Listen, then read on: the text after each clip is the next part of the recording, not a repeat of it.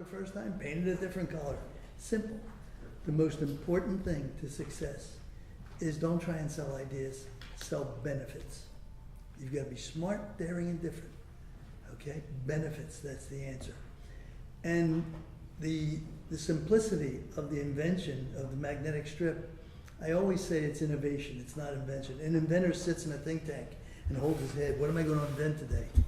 I see a need, I see a problem, I solve it. Macy's came to me in 1964 and said, Ron, you're a problem solver, your little company solves all kinds of problems. We have a problem.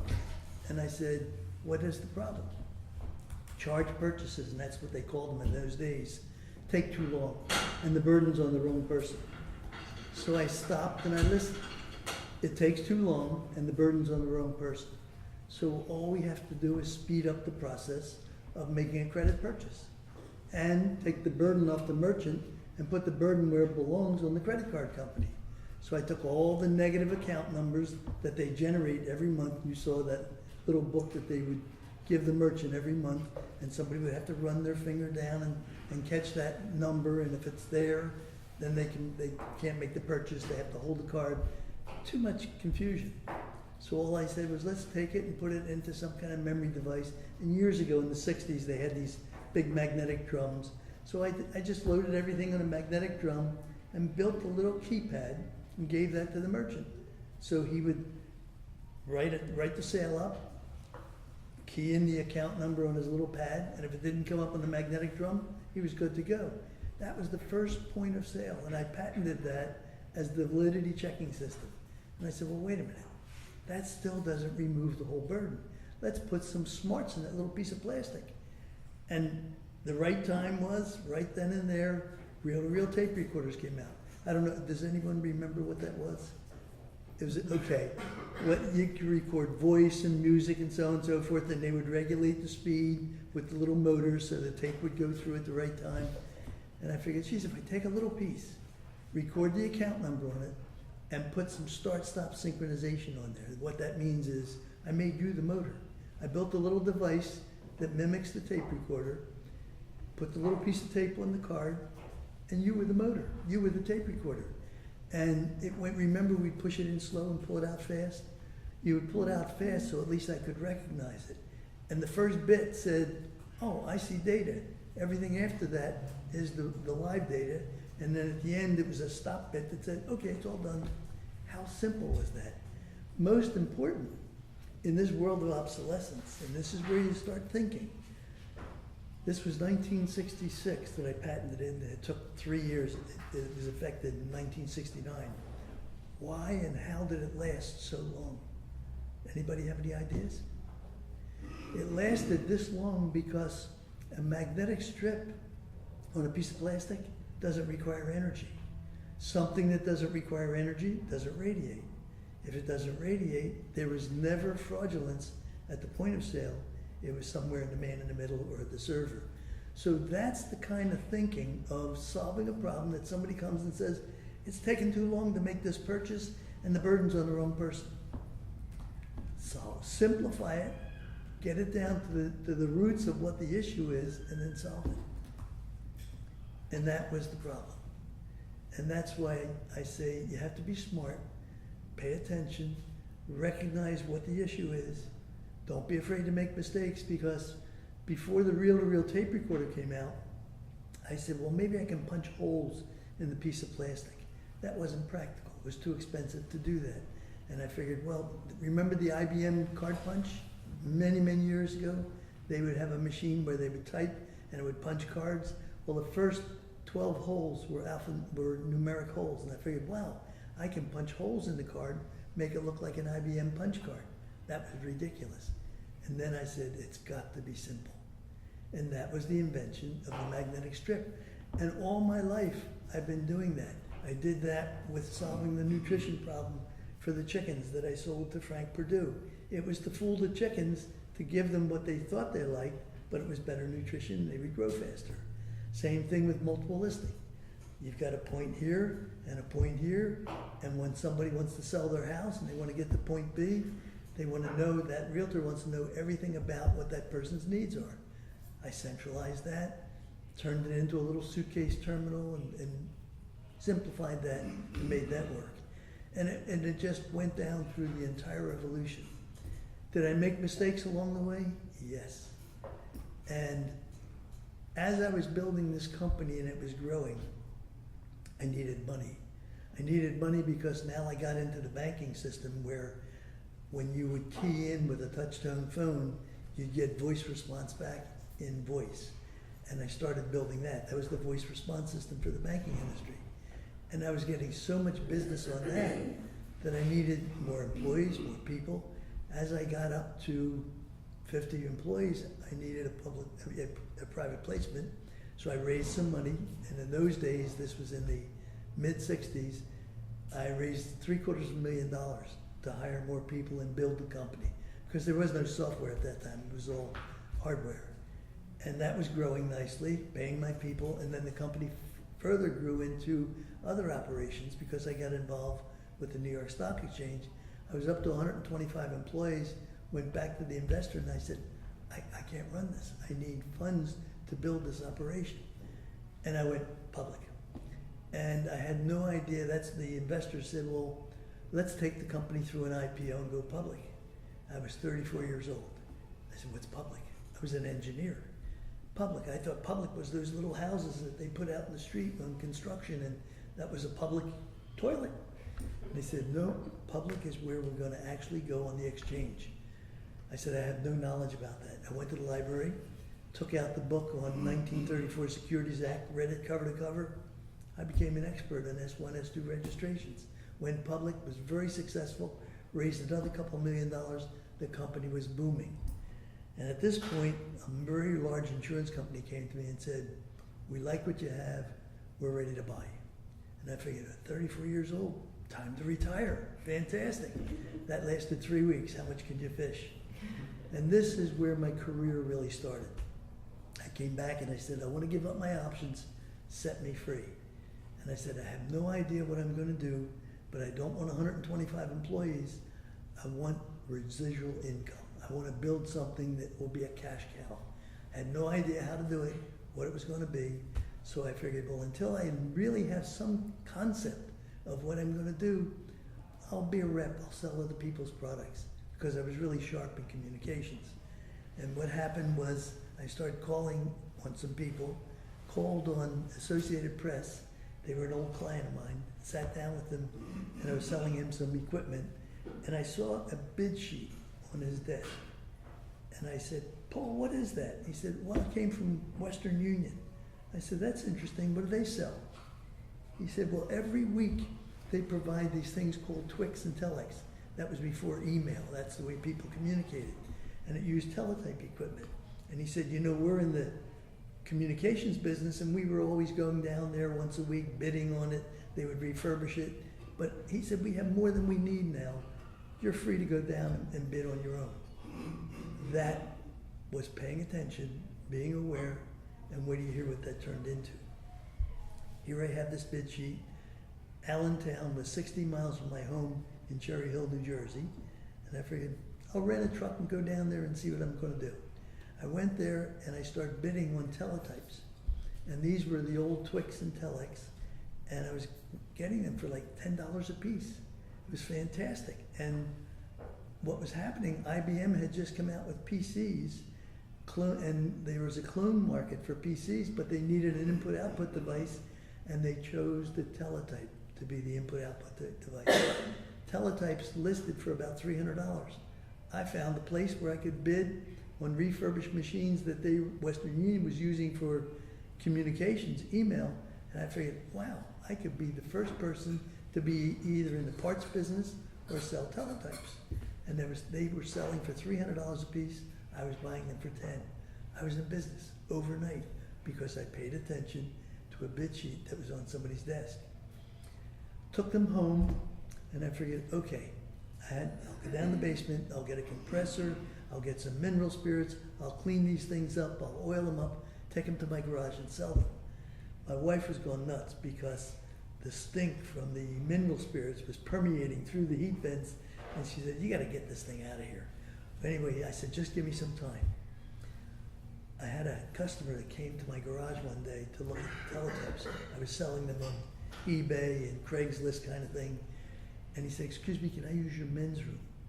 I said, I don't have a men's room. I said, this is my house. I have a powder room. He said, can I use your powder room? I said, of course.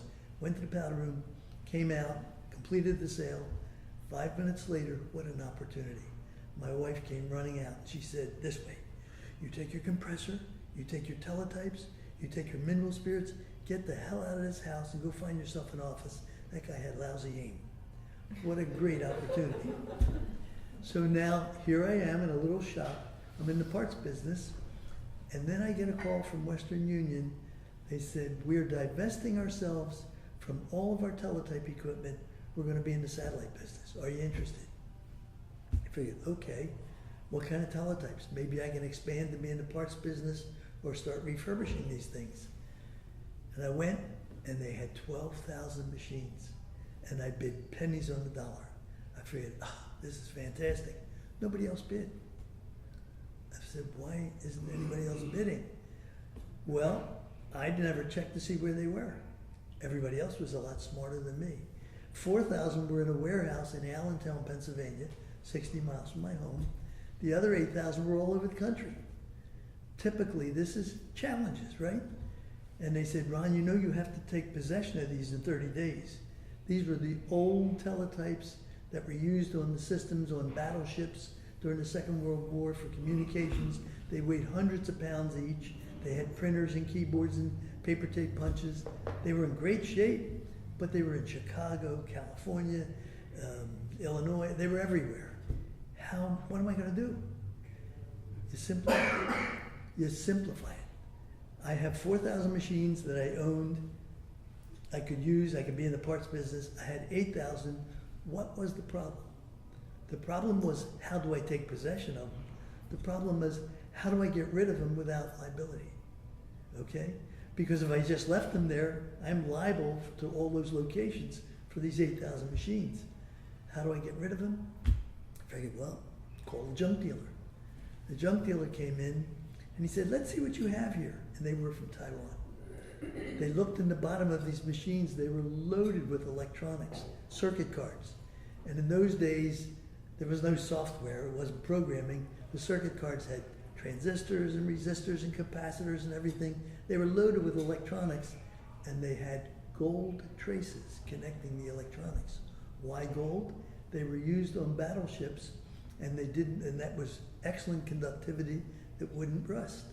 So all these circuit cards had great longevity on the battleships, gold traces. And they said, we could take those cards, submerge them in a cyanide bath. It will eat the gold off the traces, surface to the top, and all the gold salts will skim off. We'll split the assay 50-50. I was loaded in cash, something that I paid pennies for. Here they are, electronics. And I sold all that gold. Now I had pure junk. I had nothing but printers, keyboards, steel cabinets. How am I going to get rid of it? I called the junk dealer back. I have to solve the problem. And the problem was, what do I do with all this stuff? The junk dealer looked at it and said, where did they come from? And so on and so forth. And they found out that the steel cabinets were loaded with chromium. Why chromium? On battleships, they didn't want it to rust. And the rust mixed with steel, or the chromium mixed with steel, would prevent that. Toyota at that time, in the mid-70s, had a problem with rust with the new cars they were just bringing into the US. My junk dealer called them and said, we're going to make a donation to you. Just take all this stuff out. We've got thousands of pounds of chromium. They were delighted. Here I sit now in a brand new business because I read a bid sheet on somebody's desk with 4,000 teletypes that I could sell the parts for 50 cents on the dollar to people that use teletypes, or I could refurbish them, hire a tech, refurbish them, and something that I own for nothing now, I could sell to RCA, ITT, and so on and so forth. This is how you recognize situations, analyze it, simplify it tremendously, and say, what is the benefit that can come from this? Now I'm in the teletype business. I hire a tech, I had these machines, I started refurbishing a couple. They sold for $4,000 a piece, something that I owned for nothing. IBM, RCA, ITT. I was the giant of the teletypes because Western Union divested themselves. They had to come to me. 3 months after I took possession of all the machines, I get a phone call. Who is it? One of the directors from the New York Stock Exchange. They said, we called Western Union because we're expanding the trading floor operations, and on the trading floor operations, we use this special teletype, it's a wall mount unit, as inquiry stations, and we're expanding the rooms. And we called Western Union because they were the only ones that had these special machines, 273 of them, and they said they sold them on a bid to a little company in New Jersey. And I figured, okay. And they said, are you interested in selling them? I said, how about if I give you a full payout lease over 2 years? I wanted to be in the cash cow business, and I'll lease these to you over 2 years. At the end of 2 years, you own them free and clear. However, I want a maintenance contract for the life of these machines to service them on the floor of the New York Stock Exchange forever. They said, absolutely, we don't want to service them. I was now in the teletype business, leasing them and servicing them on the trading floor of the New York Stock Exchange. What a fantastic deal. All I had to do was drive back and forth every day to the exchange and take the machines that failed, bring them back, have my technician service them, then take them back to the exchange the next day. I was in the Uber business, driving back and forth to the New York Stock Exchange. I was making good money, renting the machines to them, and then just maintaining them. So I hired a tech in New York on the trading floor, and all he did was when a machine crapped out, remove it, put another one in, and leave it for me to take it back and forth. Now I had another challenge that came along the way, and I'm telling you about challenges on how to solve them, because I want you to be thinking about the simple little challenges that are complex in your business today, but they're complex because you never solved them yet. You didn't simplify them. Because I was going back and forth to the exchange every day, I bought a Mercedes diesel. They were reasonable, they were cheap then. And diesel fuel was like 22 cents a gallon. And this was in the end of 1970, towards 78. And I figured, this is great because it's going to be a turnpike car. I had to go from Cherry Hill, New Jersey every day through the Holland Tunnel to New York City to the exchange. And I was the big kahuna on the trading floor, so terrific. Right then and there, as I just got this contract, there was a fuel crisis. Anybody remember when you could only buy 5 gallons of fuel every other day if your license plate was odd or even? That was the issue. How could I get to the New York Stock Exchange on 5 gallons of fuel every other day when it was a 200-mile round trip? I had to be there 7:30 in the morning with machines. This was my business. I just built a whole business, and it was predicated on me having transportation back and forth to unload my trunk of my car to the tech to solve the problem. When I bought the diesel, it was interesting. They said, Ron, you know what? There's very few people buying diesel Mercedes right now because I had bought it in 1973. But I'll tell you something interesting. Diesel fuel is very similar to home heating fuel, except home heating fuel coagulates in the winter because it doesn't flow fluidly. But I think there's something you can put in it and it works. I thought, wow. I remembered this years later because I listened. How am I going to get there? I figured I'll call an oil company that provides heating fuel for people. In those days, everybody had a lot of oil burners to heat their house. And I said, I'm a new customer.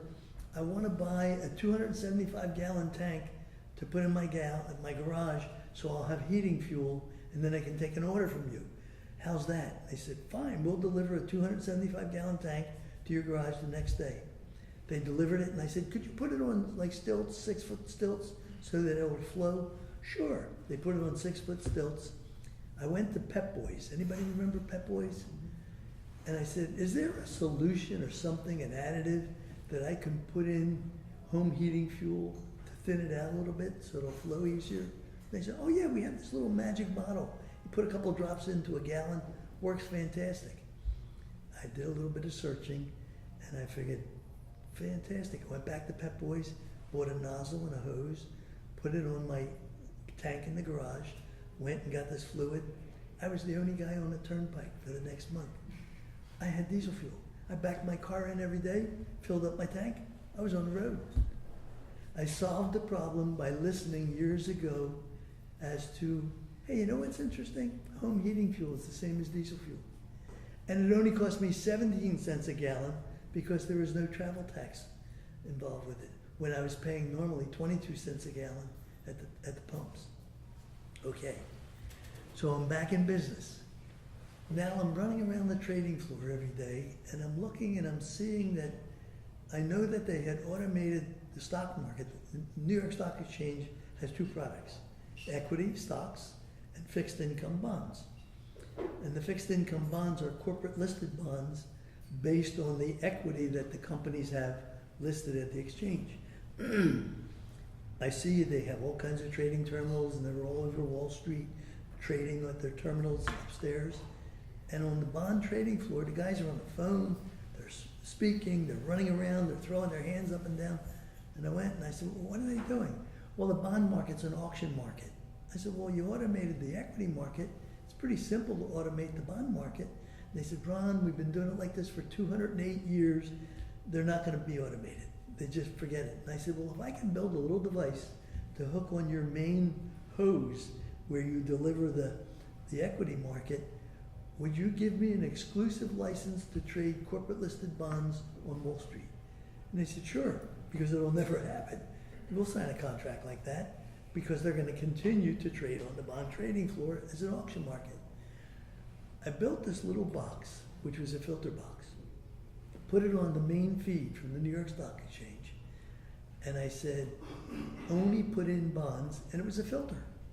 And I connected it to a video terminal, and I was watching on the bond trading floor this information coming across the line, and I only filtered out the bonds, and then on the keyboard I would only type the bonds of interest, and it worked. And I figured, wow, I started calling all the bond traders on Wall Street. And all the bond traders, if I wasn't buying or selling a bond, they'd hang up on me. I figured, how am I gonna sell this thing? I've got something golden, but they don't even listen to me. All they know is they gotta trade. So I befriended the leading bond manager on Wall Street with the biggest specialist firm, and I said, I'm gonna give you a little box with a boob tube, a video terminal, for 30 days free. I'm gonna run a telephone line to your office. Just try it. Okay, yeah, what do I have to lose? I hooked him up. He's getting that information milliseconds and seconds before they had it on the bond trading floor. His phone rang off the hook. And they're saying, Joe, for 2 weeks, we can't trade a bond. What the hell are you doing? He says, oh, you need one of those little Ron Klein boxes. And they said, well, what's a Ron Klein box? Well, and they started explaining it. My phone rang off the hook. And they kept saying, we need one of these boxes. And I said, well, okay, you've got to join my club, okay? And my club it's a bond association. Each member, and there was 1,500 members, have to buy this. And when you buy this for $10,000, you're allowed to trade bonds on my system. They said, $10,000? Well, we can make that up in a couple weeks. Okay. I said, however, there's one other issue. You have to buy this little box from me so that you can see it. It's the filter box. They said, we don't buy anything on Wall Street. We only rent equipment. I said, okay. The box cost me $100 to build. They said, how's $300 a month? Fantastic, okay? In 1 week, I collected $10,000 from 1,500 traders due to math. I made $15 million overnight, and then I sold these 1,500 traders a rent for $300 a month for 36 years. I billed them $475,000 a month for 36 years. How did it come about? I simplified it and paid attention on the guy at Associated Press desk for a bid sheet that he gave me. What do you think of that story? There's a lot more behind it, I don't want to take up too much of your time, but I wanted to make my point. My point is smart, daring, and different. Write it down. Write it down right now. What does smart mean? Pay attention, learn something new every day. Don't be afraid. Be daring. If you're not making mistakes, you're not learning a thing. And if you paint it, there's many hurdles in the road. And the last thing, of course, is benefits. You must provide a benefit, not ideas. And I learned all this in 8th grade when I mastered word problems. In a word problem, remember the word problems? What do they give you? They give you all kinds of information. A woman in a car driving 55 miles an hour, she was wearing a black hat, it had a red feather in it, and the seat was soft, and a lot of stuff. In that word problem was a given. Something was buried in that word problem that said, this is the information, 55 miles an hour. Then in that word problem it said, what's the solution you're looking for? So, I attack every challenge in my life, and I find a gift behind every challenge. There is no such thing as a problem. Problems are frustration. Problems you turn into a challenge, and there's a gift behind every challenge and an opportunity. So what do I say with that? I look at this, and I look in the word problem, or I look in my challenge, and I say, what's the given? What's the solution I'm looking for? Everything else in between is the journey. That's the minutia. And there's lots of hurdles, and I'll get out of the hurdles, and I'll jump over fences, and I'll paint it a different color. But I'll never lose sight as to what's the given, what's the challenge, what's the solution I'm looking for. Simplify it, piece of cake. Who's got a question for me? Ron, could you share the story about your war injury and how you had pain in your back? Which one? Sorry. The one about when you were shot in the back and you got pain and how you solved that problem? Well, as an 18-year-old kid, in which I grew up during the Depression, so my favorite toy was string. That's all my family could afford. So I had string as a toy.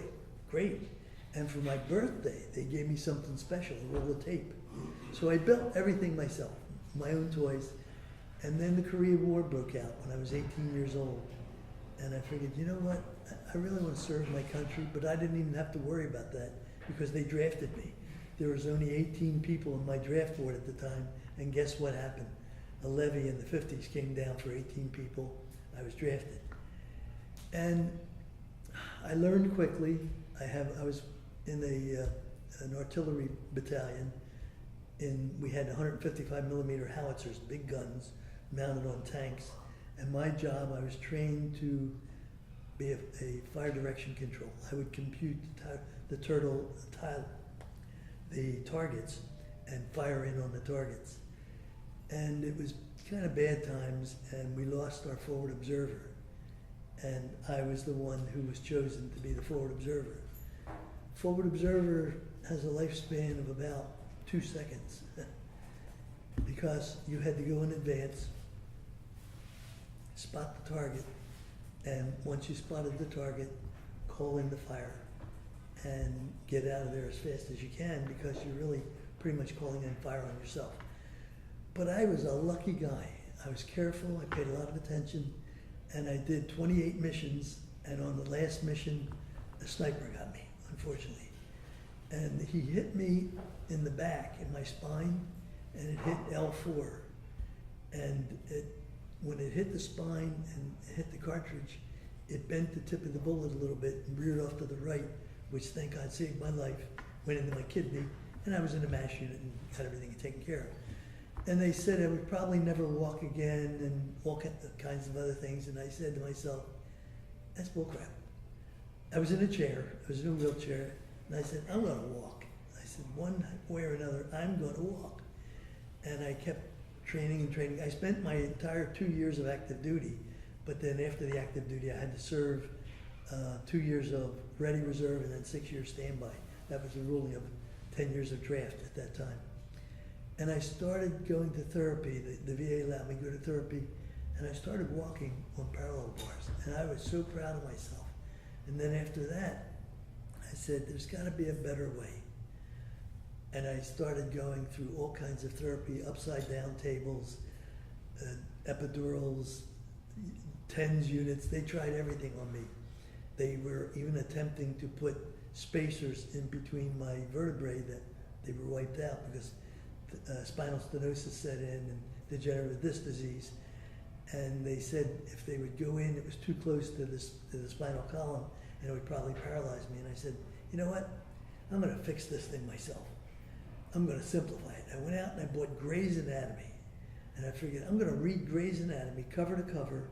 And once I read Gray's Anatomy cover to cover, I'm going to know how this complicated machine works. And I was being pained tremendously because my nerves were being compressed between the facet joints. And I said, all I got to do is spread the facet joints and I'll be out of pain. How do you do that? And I examined every which way and I said, you know what? How about if I got on a bicycle and I would bend over on a racing bike, a road bike, and start pedaling? I'm going to try that. And I tried it. It opened up the facet joints from the pedaling and I was pain-free. And I was doing fantastic. I figured, wow. Every morning I got on a bike. I rode 2 hours on the bike. My facet joints opened up. Psychologically, I was in heaven because my mindset was, I fixed it. I could be out of pain for 2 hours a day. And I started riding so well because I was riding like 30 miles every day, just being on the bike, that somebody said, Ryan, you should go on a triathlon. I said, what's a triathlon? I didn't know a triathlon from a manhole cover. Oh, well, you swim, you bike, you run. I said, I can't run. I can't swim. It's too painful. Well, they have relay teams. Why don't you bike? I started winning gold. I got onto a relay team. I started winning gold and bronze, and I was winning everything. And I was doing so well, they said, as I was getting older, they said, well, maybe you should really try out for the Senior Olympics. I said, okay, here we go again. What's the Senior Olympics? Well, it's time trials. And I said, what do you mean? Well, you get on the bike and you race in each county. There's 57 counties in the state of Florida. You race for each county, and if you finish within the first 5 with the best times, you move on. So I started going with the county, and I was winning bronze at the county level. I got up to gold. I won gold at the county level because I was racing against myself. And they said, okay, now you can try out for the state. Well, in 2003, this old cripple was Athlete of the Year and won gold as a senior Olympian for the state of Florida. How about that? It was only because I figured it out myself. And I still live with a lot of pain. I can't walk too far. I can't stand too long. But I've trained my brain to handle the pain. And that's it. I keep telling my brain, you're not feeling anything wrong. And I've gone through this my entire life with lots of other impediments. And I'm as healthy as can be. I'm an old guy. I'm 82 years old, but I'm still going strong. That's why I call myself a senior millennial. I've got lots of stories, but I'm taking up so much of your time. But when I finished up at the exchange, I did the Philadelphia Stock Exchange, the New York Stock Exchange, the Futures Exchange, the COMEX, the CBOE, and it just went on and on.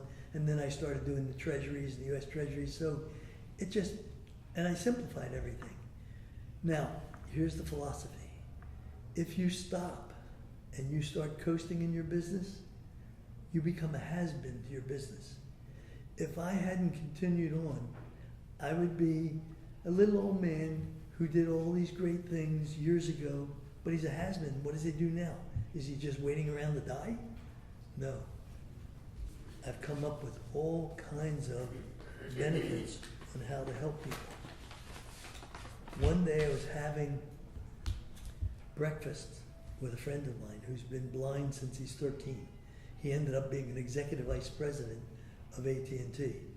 He was doing something in high school in a chemical lab, and it exploded, took off part of his hand, and blinded him for life. Brilliant guy, though, really brilliant. I was having breakfast with him, and I said, Jim, what's on your wish list? I said, you know, we can do all kinds of things because I'm an inventor and a creator, and you're a super developer.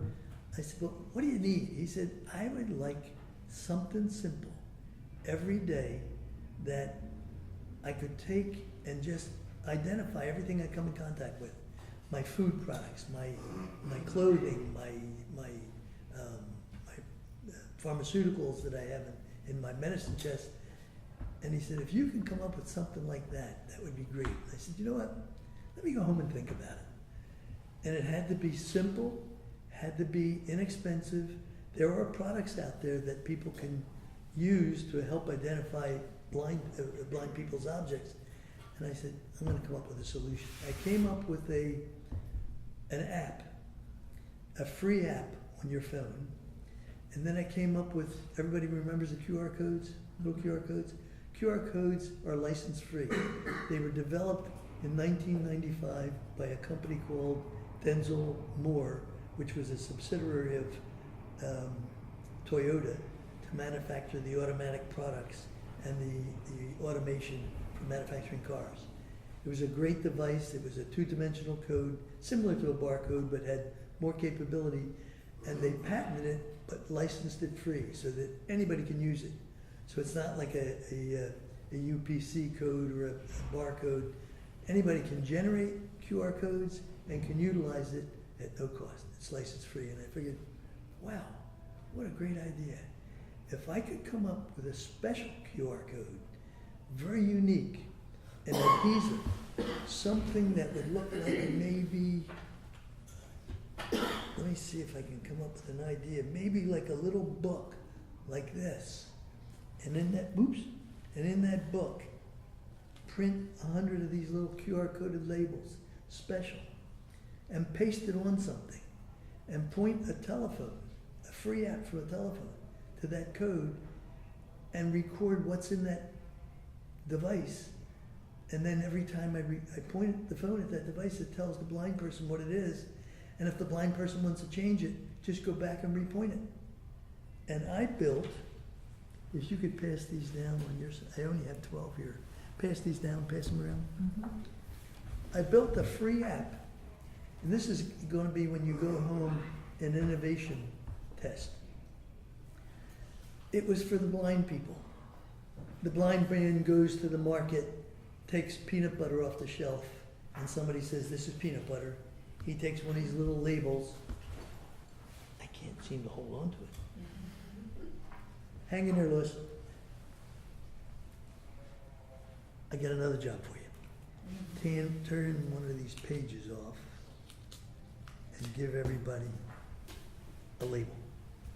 So the blind person goes in there, and he's at the supermarket, takes one of these labels out of his pocket, puts it on top of the jar of peanut butter. Now he goes home, puts it in his pantry. Every time he wants to know where the peanut butter is instead of the jelly, oh, there it is. Every time he puts medicine bottles in his medicine chest and he wants the aspirins instead of the heart medication or vice versa, he just points, and there it is. And I'm saying, wow, I give him the app for nothing, and I can produce a book like this for 100 labels and sell it for $20. They're reusable, reprogrammable. Sell it for $20 because on a small scale, it costs me about 10 to 11 to manufacture them, and then I give the profits away to an organization. So here's a blind person, instead of carrying around this tremendous amount of equipment to recognize stuff, he's got the electronic leash that we all carry. We have to have it, okay? So everybody has an electronic leash. He has an electronic leash, and I'm going to give you a demo in a second. And he has the package of these labels. He has invested $20 to be able to identify every shirt, every pair of pants he has on his hanger at home, because he pastes one of these on his hanger and says to this hanger, this is my blue shirt today. If he hangs a yellow one on there, he points it and reprograms it and says, this is my yellow shirt. Now, what did I come up with? I came up with, I'll give this back to you. This is great for blind people. And then I said, well, wait a minute. Look at the card I just gave you. How about you're going to move and you're in the kitchen and you throw all kinds of stuff in one of your boxes, and you got about 10 boxes just from your kitchen, and you put a label on that box. And as you throw stuff in that box, say this is that, and so on and so forth. Now you get to your new location, you point your phone at the label in the box, it tells you what's in the box. How many other functions do you think we can come up with for this little idea? 86-year-old man, no, wait a minute, 80, how old am I? 82. Although, I gotta tell you. I did that on purpose. You've been saying 82 for a long time. But here I am, I was fearful of being a has-been, right? So, and I've got lots of inventions I came up with. I'm saying, what can I do to provide a benefit? Not an invention, a benefit.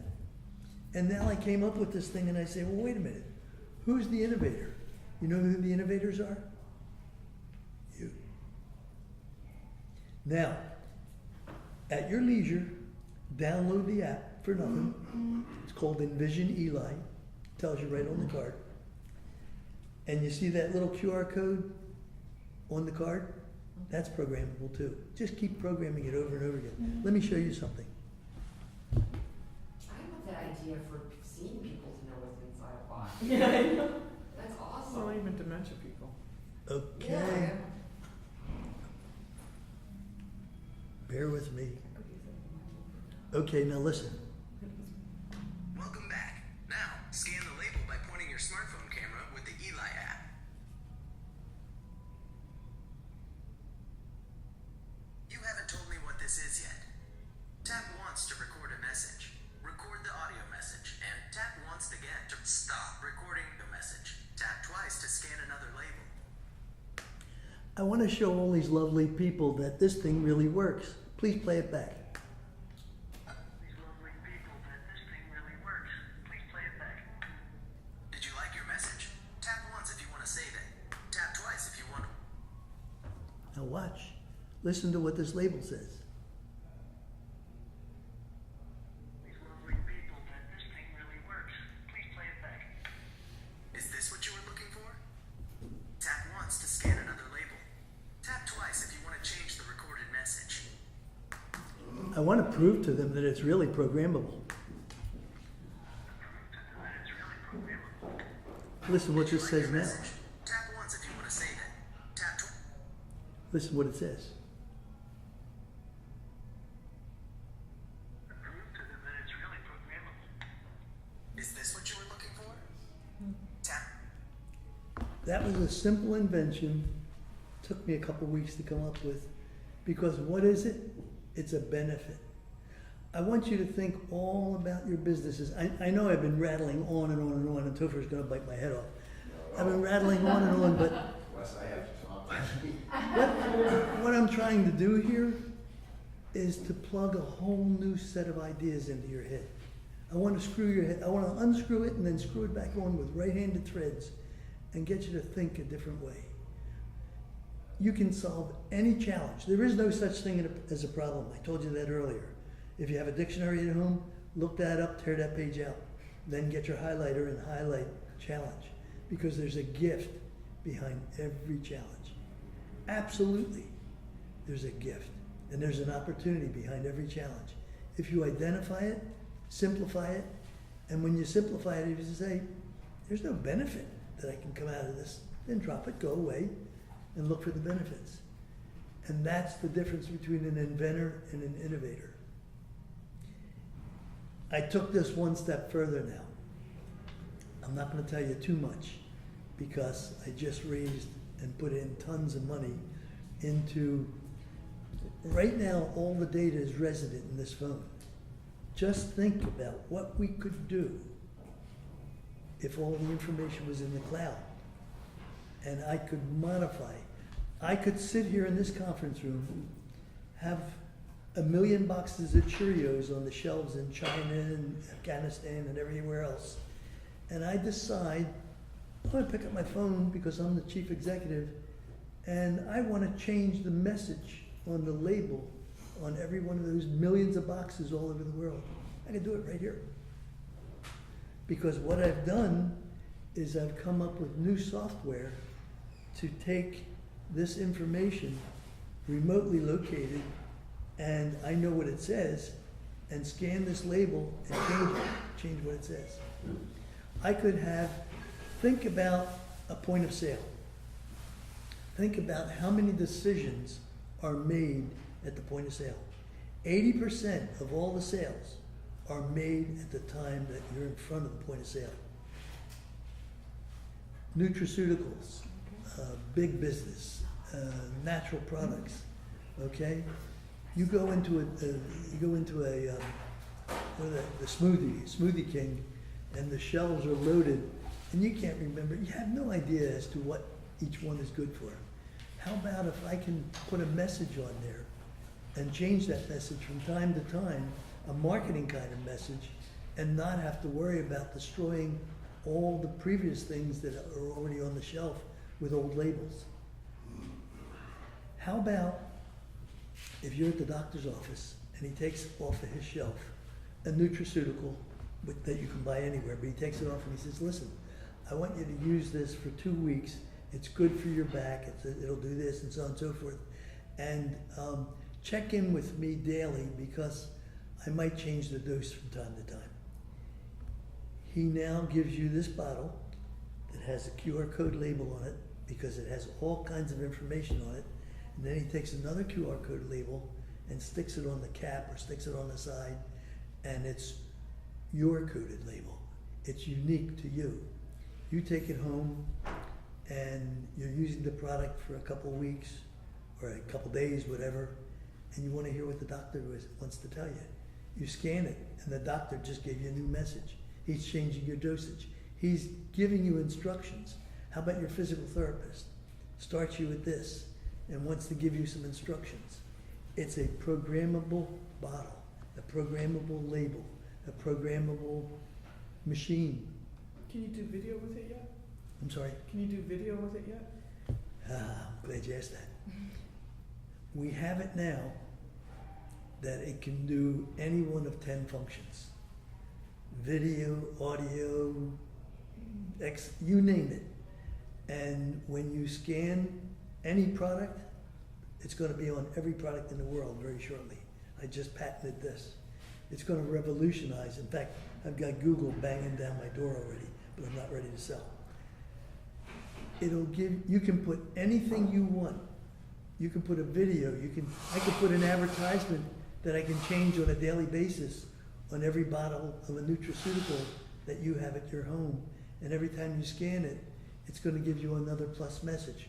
Or all those bottles on a shelf. If I want to say something different on a bottle that's on the shelf, I sit at my desk and say, I want to say this today on my product. I want to play this video.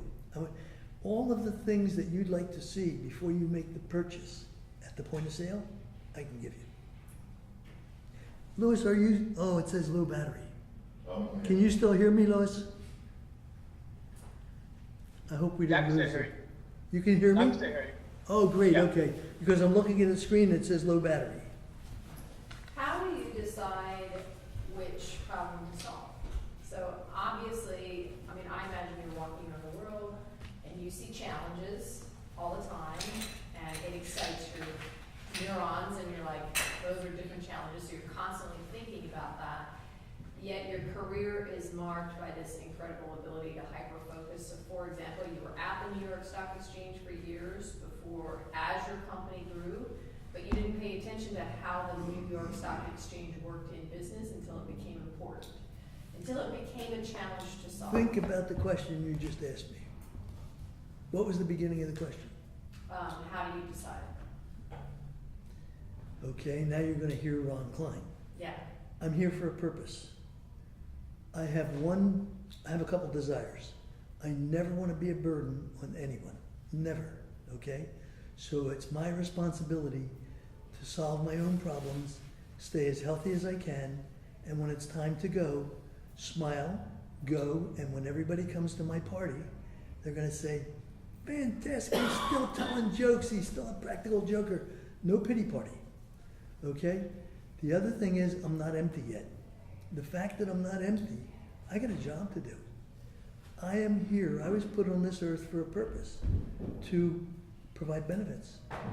So I don't run around the street saying, what can I do today? That's the job of an inventor in a think tank. If I see something worthy and has value, and I help a lot of people, it's to solve a problem, and it's to provide a benefit, whether I develop monetary value from it or not. And it happens to be Seems like everything I touch generates cash. Yes, sir. So your last statement kind of threw it off a bit. Like, what's your failure rate? Like, you touch something, you just like, this one's not gonna work, and you go the other way. I mean, or is it pretty No. much you just stick to it? I fail a lot. I fail a lot. In fact, in things that I say, this project that I'm working with now that's going to be universal, I've painted it 10 different colors already. I mean, I keep stumbling. Let me tell you about the problem. Here's a big problem, okay? Everybody impressed with what I showed them, where I can sit here and do anything? Guess what? I have a function now that I can scan a barcode. And most of the barcodes, let me give you a little history. A barcode is something you buy the license if you're a person. If you have products, you know you have to buy the license to use that barcode. It does point of sale dollar value for you, it does inventory control, does lots of things. Google went and built a database that if you take the generic scanner that iPhone just came out with in the I-10 and scan a barcode, it takes you to the product and gives you a SEO search on the product. What, does anybody have something that I can scan? Water bottle? Yeah, let's try that. Yeah, how do you differentiate it? You can have that too if you want. Okay, so let me see. I go into my special scanner. Then I have a bigger one for you to try to solve that. Okay, I'm gonna scan the barcode. Especially if If I you're can blind, find how it. do you know where to scan, where to hit throw your scanner?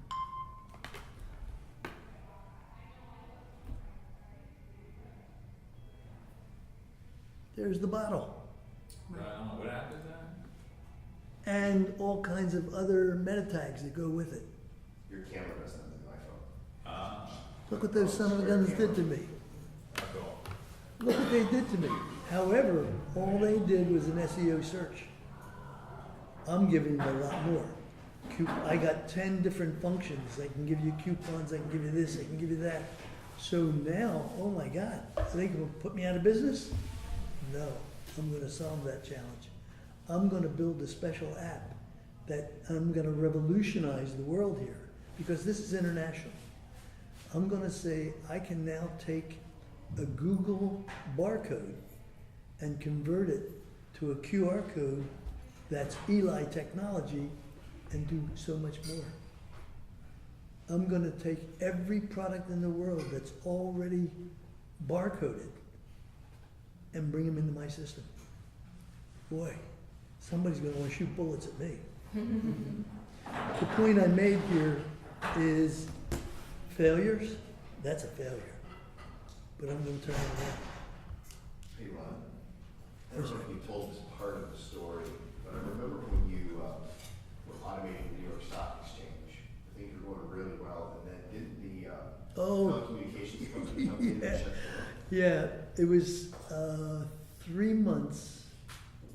It was about 3 months after I was billing $475,000 a month and everything. This thing was going great. I was the exclusive dealer of fixed income. By the way, in 1972, I made a deal with Mike Bloomberg.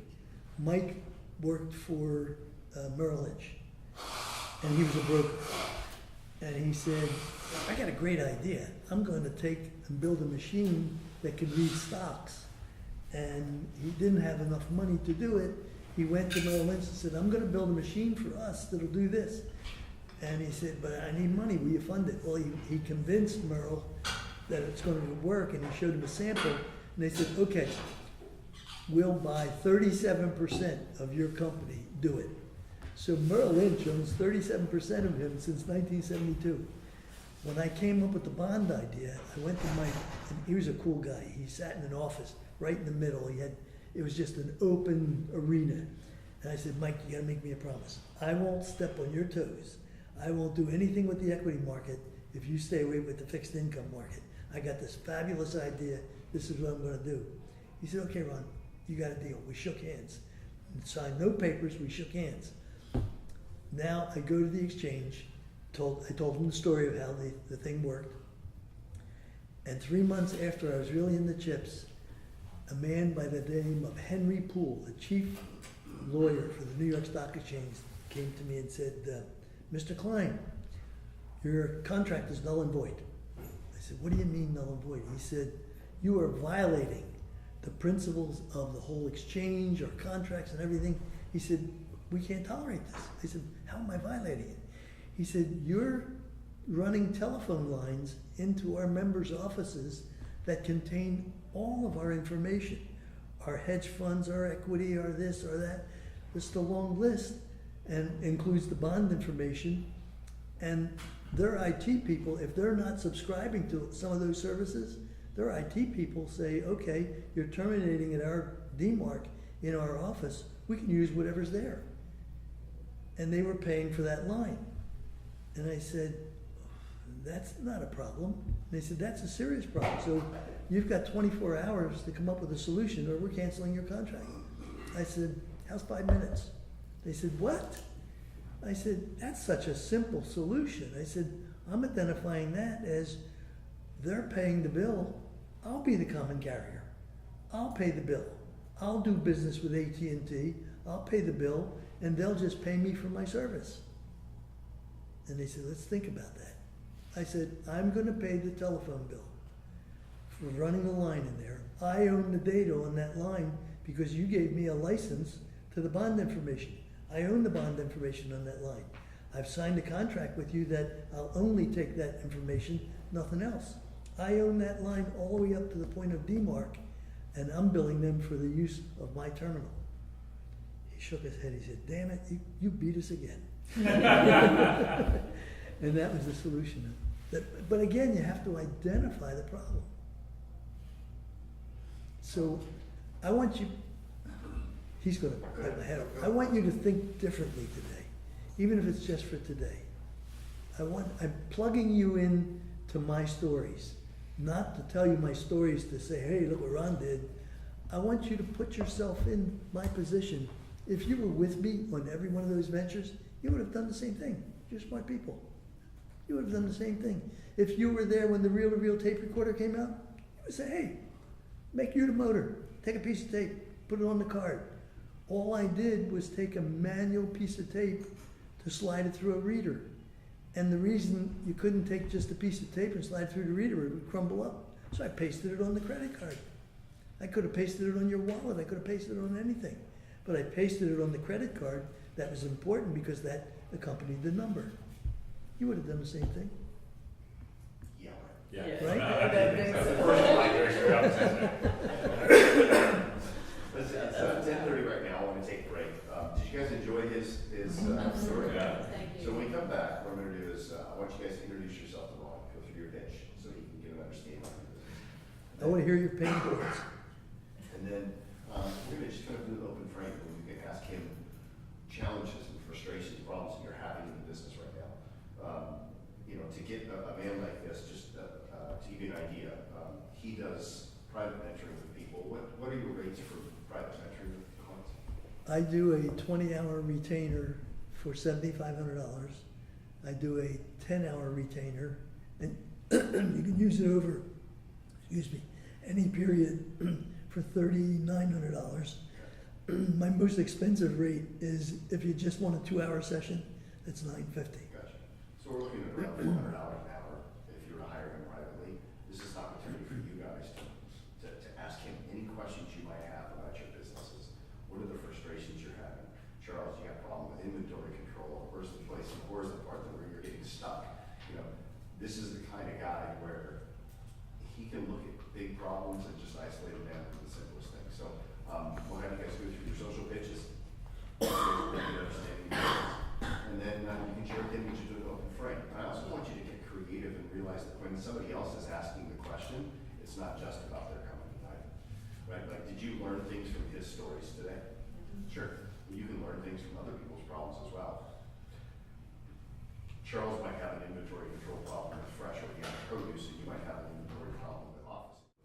Yeah. Sure. Okay, sorry. Nom nom nom it. All right, Patty, grab a seat. Let's go and get started. Just curious. Okay. All right. Or, All right, everybody. what I'd like to do is I'd like you to introduce yourself to Ron, and I would like to hear your whole 6-step social pitch. Social. Yeah. Is that the social one? Yeah. 3 months, 4 months, shut down.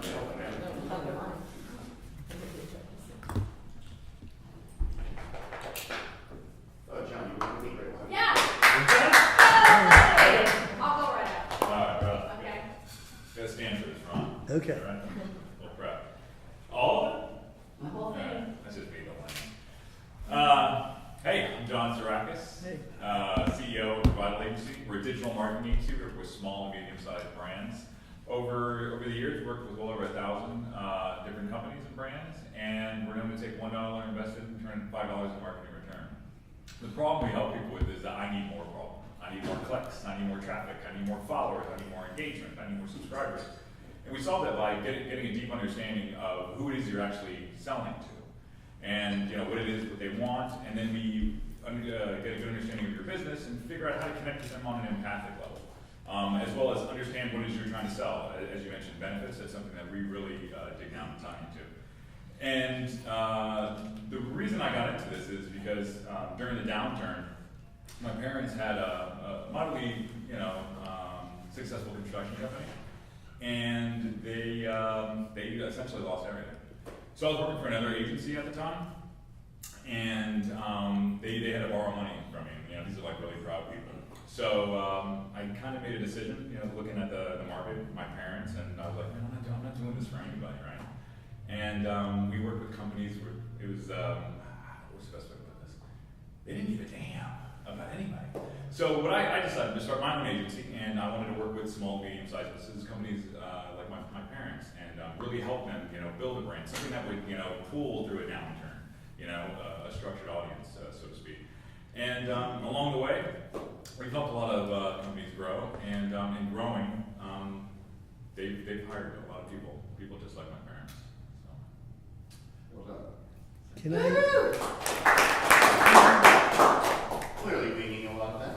Fantastic, but I want to give you a little bit of constructive criticism. Yeah, no, there's some challenges. Please don't be upset or No, feel it's thanks, okay. I want you to slow down. You're Okay. talking too fast. God. First of all, I want you to make sure, since I'm the audience, that I understood the first sentence that you said as to what kind of business you're really in. God. What is the nature? Do you want me to paraphrase what the nature is of your business? Yeah. You're a marketing company. Yeah. Is that what you are? Uh-huh. Why didn't you tell me that in the beginning? I did. I said a digital marketing agency. You said it so fast, I think it hit the wall. So you think I should say just say marketing company? I don't care how you present that. I Slow want you it to down, make slow it sure. down. Slow it Instead of down. going like Slow digital it down. marketing, say, I do digital marketing. Yeah, I hate it. And I have, Yeah. and I'm good at it, and so on and so forth. And it's interesting how I got involved in this. Yeah. It was a need it was a talent that I possessed, and a need and a challenge that came about that really brought me to that talent. But in the beginning, and I love the story, but you didn't tell me or make sure that I knew the business that you were in when you first got up. Got it. No, I appreciate that. I'd like to hear you just say marketing company. Okay. All right, And thanks. then specialize that you, and then you can get into the claim to fame, which is that's when you can go into, we specialize in all digital formats, which produce a rate of $3 invested per lead. Right. Got it. Fine. Something that I can relate to. But I'm struggling here. I'm being polite and listening, but I wasn't sure. Did he say marketing company in the beginning? Make Got it. sure your audience understands. Perfect. The other reason why I think marketing firm or a marketing agency is better is because now there's just so many people thinking that they're digital marketers. Yeah. It's like, oh, really? Everybody with a computer. Everyone's a computer marketer, right? So I think we should slide it slightly different and let them know. And I would also, in your credibility piece, I'd like to hear you put the number of employees you have or the square footage of your firm or something like that. Mhm. Okay. It really legitimizes that you're an agency, Right. you're not a stay-at-home dude with a laptop. And the garage with a bomb. Does that make Right. All right, But it's good. Thank you. I'll go and get that out of the way. Because I was waiting. Okay. My name's Claire Lardner. I own Frameworks. We are a picture framing, art consulting, and printing company located in Miami, Florida. We specialize in working with interior designers and architects, creating unique artworks for hotels around the world. I am 3% of the framers in the nation who hold a certification from an association whose credentials are set by the Smithsonian Institute. Over the past 25 years, we've worked with clients such as Ritz-Carlton, Marriott, Hyatt, Sandals and Beaches, Royal Caribbean, and Carnival Cruise Lines. Unlike most framers, I own a 5,000 square foot gallery in Coconut Grove and have produced over 500,000 pieces of framed mirrors and artwork in our 14,000 square foot production facility. With 24 employees, one of who is our artistic director, won the first competition for Project Runway accessories. We provide innovative solutions for interior designers.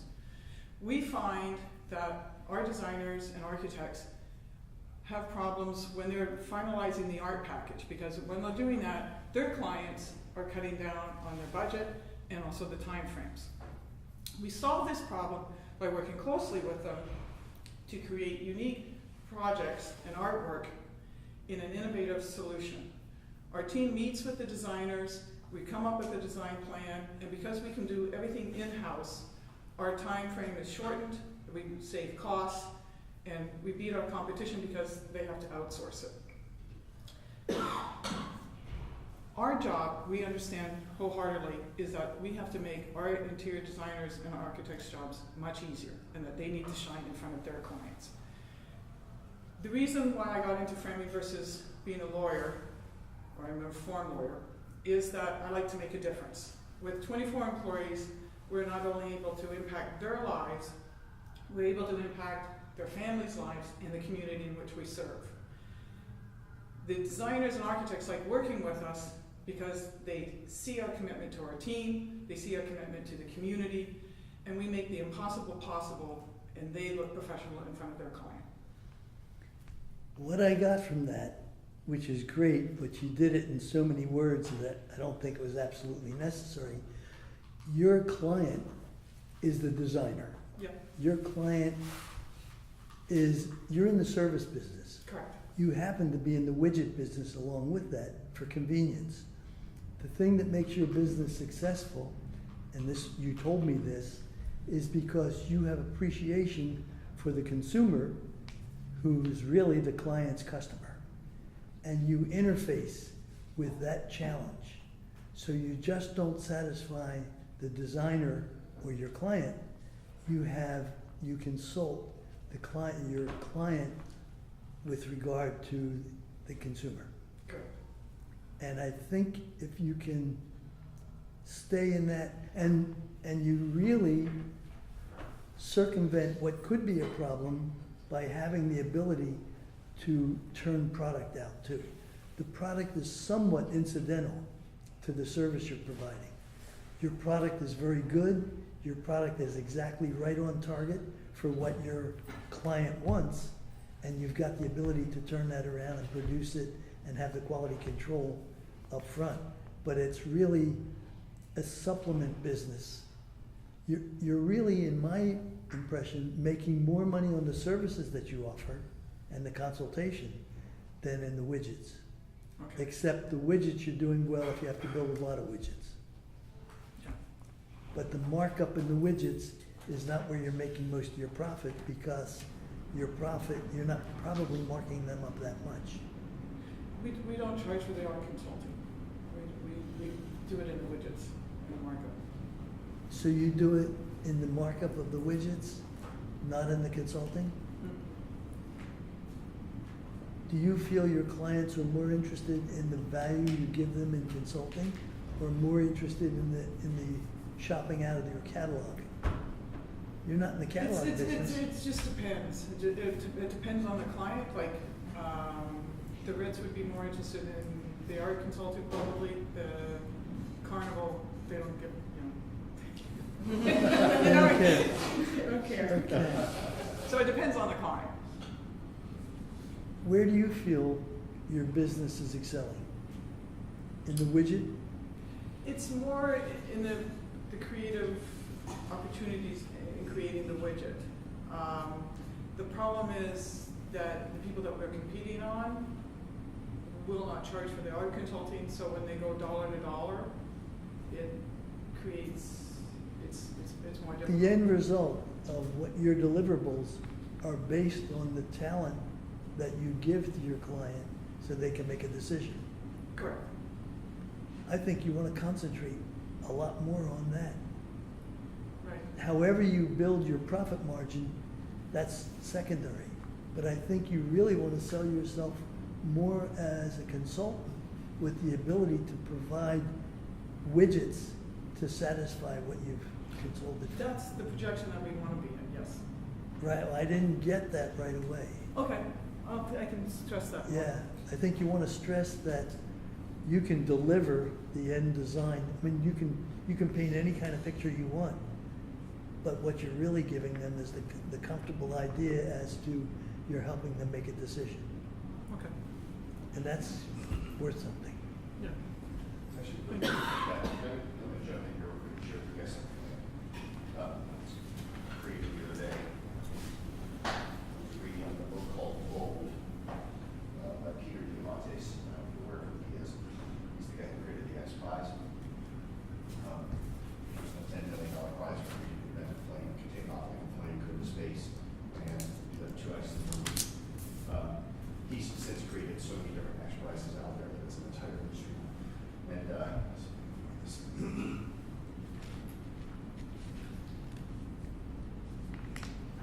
before I say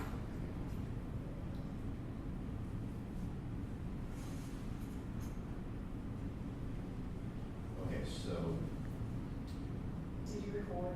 Are we recording? it's recording now. Okay. Is it good right there? Yep, okay. Just making sure. So, just get to it because it's all good. I didn't plan on saying this.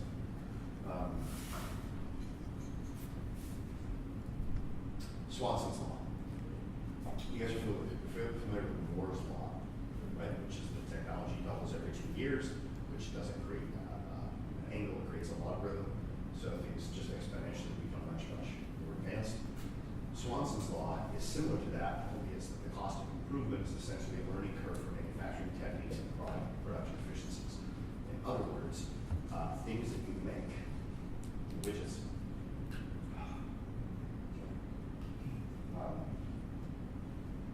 In other words, things that you make become cheaper over time. However, things that you know become more valuable over time. So if you look at somebody, for example, like Warren Buffett, the older he gets, the smarter he becomes. The more people are willing to pay him disproportionately higher fees that people in his industry offering similar services provide.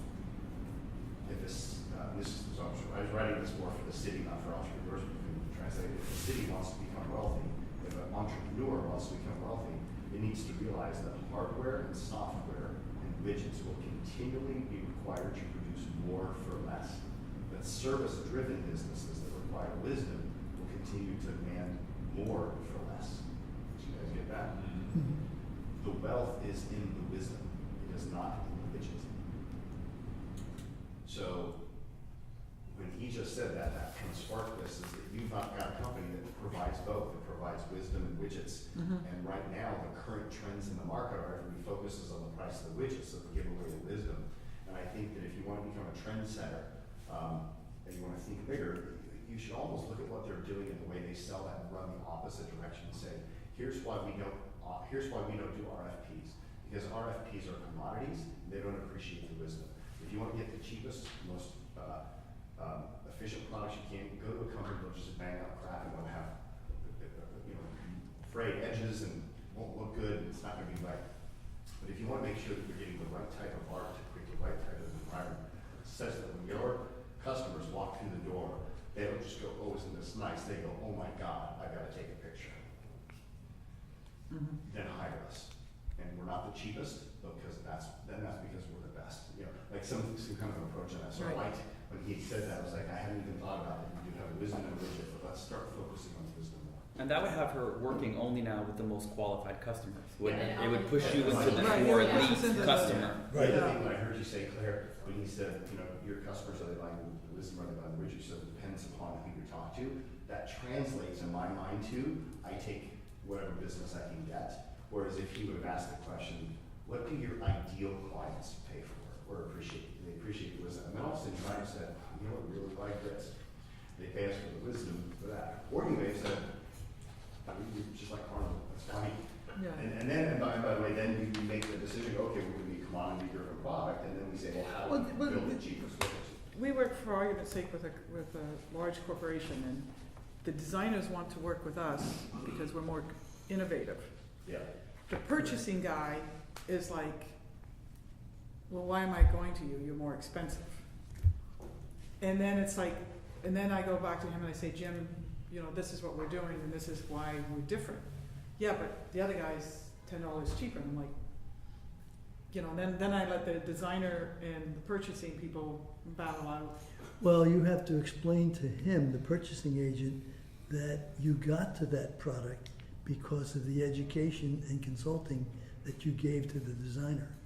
So the designer was the final decision maker. Yeah, I won this battle.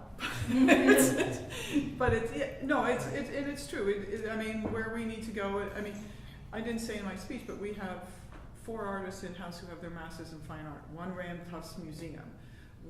This guy won Project Runway Accessories, and he's one of the top 10 leading sculpture artists in the country.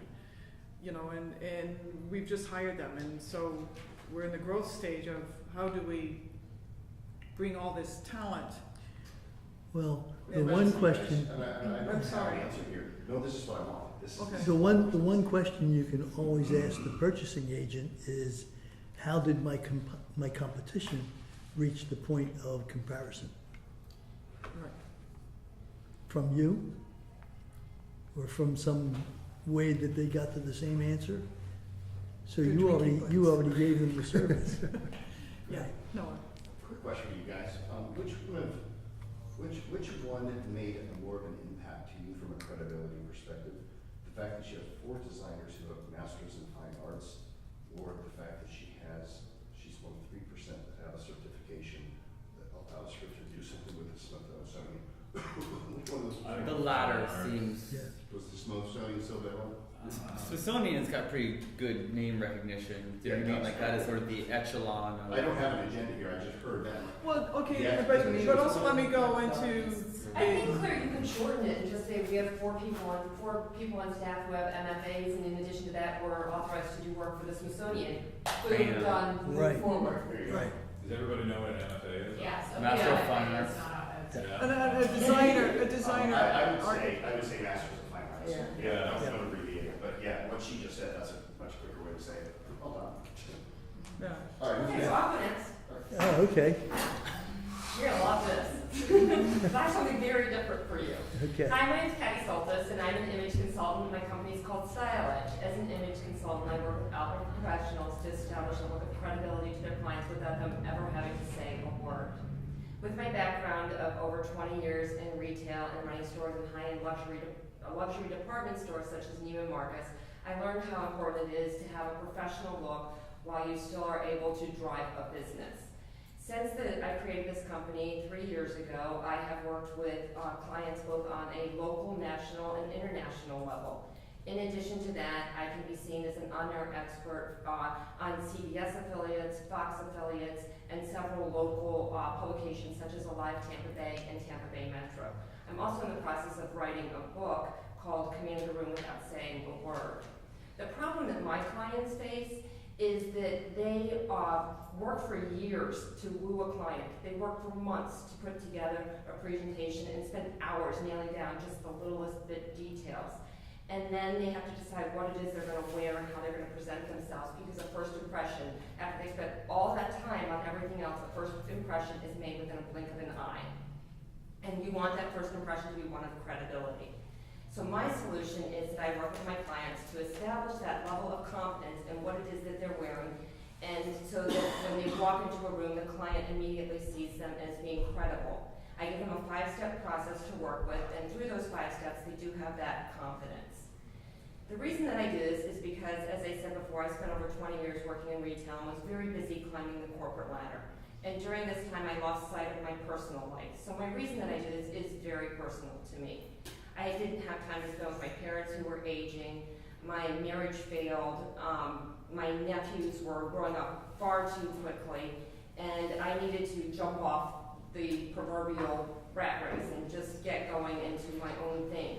And what I found with what I do is that I help other people who were like me, and that they can now spend more time with their family and less time worrying about their professional life and more time on their personal life.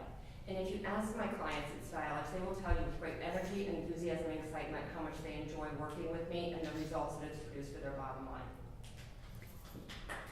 What I think I got out of this is you teach your client how to show themselves well. Mm-hmm. That's everything you just said. Yes. So you teach your clients how to show themselves well. Along with that, you determine where, why, how they have to show themselves well and what's important. Maybe how they conduct themselves at a dinner meeting also. Yes, I do talk to them Okay. about that. And when they're finished with their meal, they take their fork and lay it upside down, all those little details. Mm-hmm. Which, does anybody else know that when you're finished with your meal, you should lay your fork upside down? Anyone else? Okay, and you teach that, Mm-hmm. okay. Don't put up with that. Play, So- I teach them all kinds of business etiquette tips. In addition to, the main parts of what I do is teach them what to wear. Well, you know, here's the one thing that I lost a little bit until you spoke longer. I thought originally you were a branding expert, Mm-hmm. and then I realized it wasn't that you're a branding expert, that's not what you're selling. You're selling the ability for a client to show themselves well. So you're on a one-on-one basis. You're Yes. not branding. When you came on first and threw out the name Neiman Marcus and then started to say something about styling, I wasn't sure whether you had large clients where maybe Neiman Marcus wanted to come up with a new offshoot brand, or they have different levels. You know, Neiman Marcus have one class shop and then have another lower class shop. I was a little confused. Okay. Being I had no idea as to what business you were in. Did everybody else know the business that you were in, or was there someone here that was just meeting her for the first time? No. We all.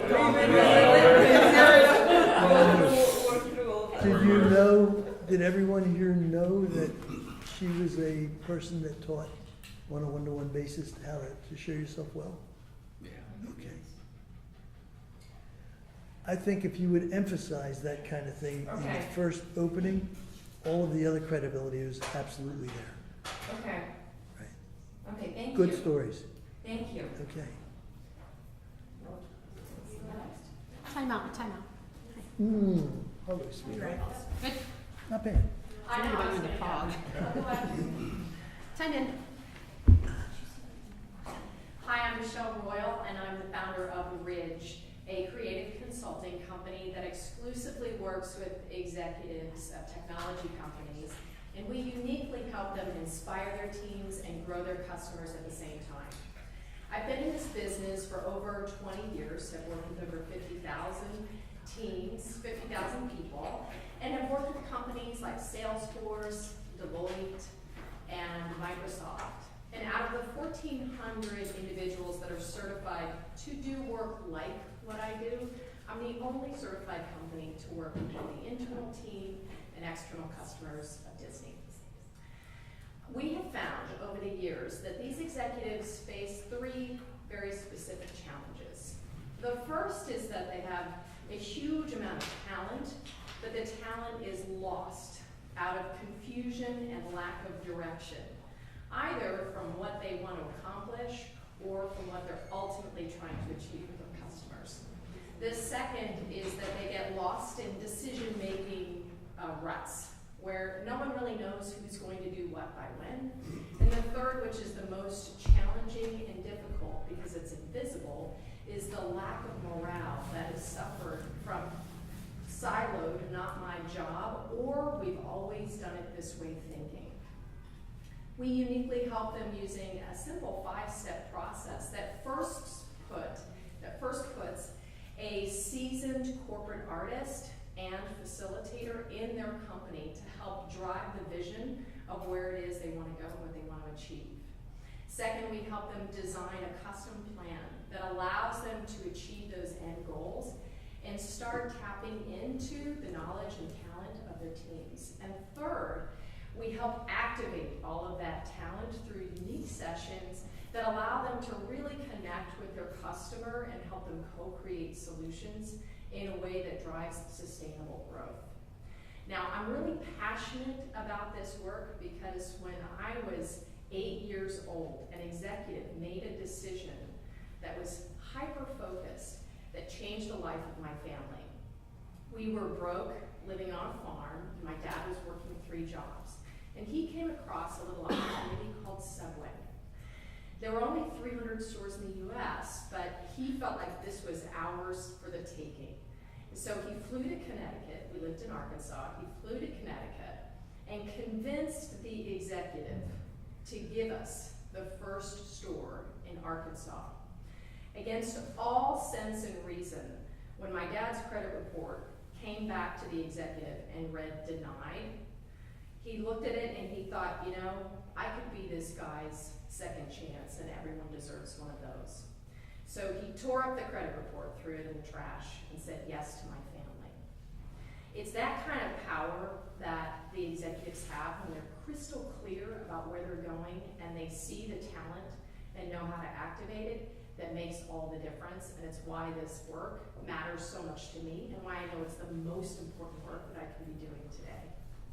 Now, when our clients work with us, they say that for the first time in a long time, they are excited about the changes that are happening around them. They feel confident in their leadership, and they're having fun with their clients again. You're hired. You're hired. The only one thing that I'm not seeing, which is beautiful, but you're not bringing it to me immediately, is your phenomenal credibility. You're not selling your credibility enough.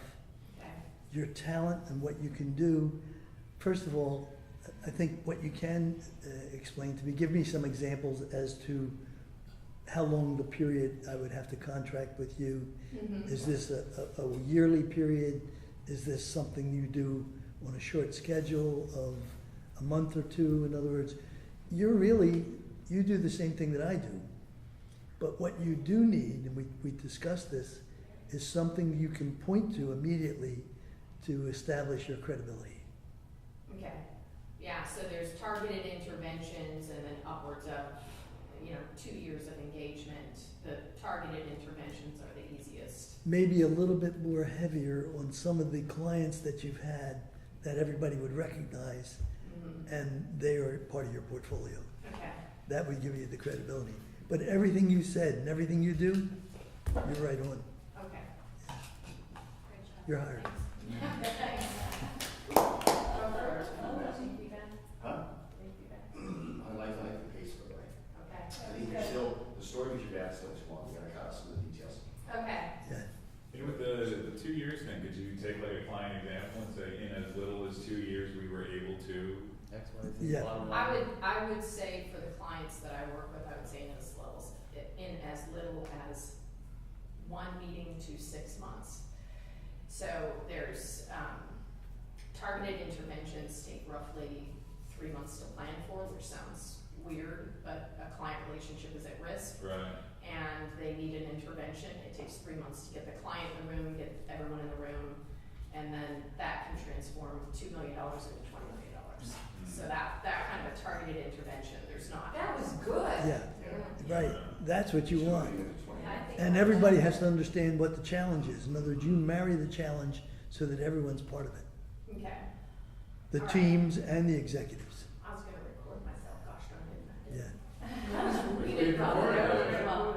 Oh, it's being recorded? good. Yeah, it's all important. Yeah, that was good. Okay. I'll say that. Yeah. I'll give an example. Stacy? Come up with a badge. Now I gotta follow that one. Wow. Yeah. Hello, my name is Stacey Soley, and I'm the owner of Healthy Weight Naturally. And what I do that's different is I help career moms lose weight without spending all their time in the kitchen or gym. And so no grueling workouts and no restrictive diets. And over the past 6 years, I've helped and coached over 500 women to lose weight and get healthier. And I was recently chosen by the Health Coach Institute to teach the students there the very same techniques that I also use in my coaching system. And the problems that these women face is that they don't have time to cook 3 healthy meals a day.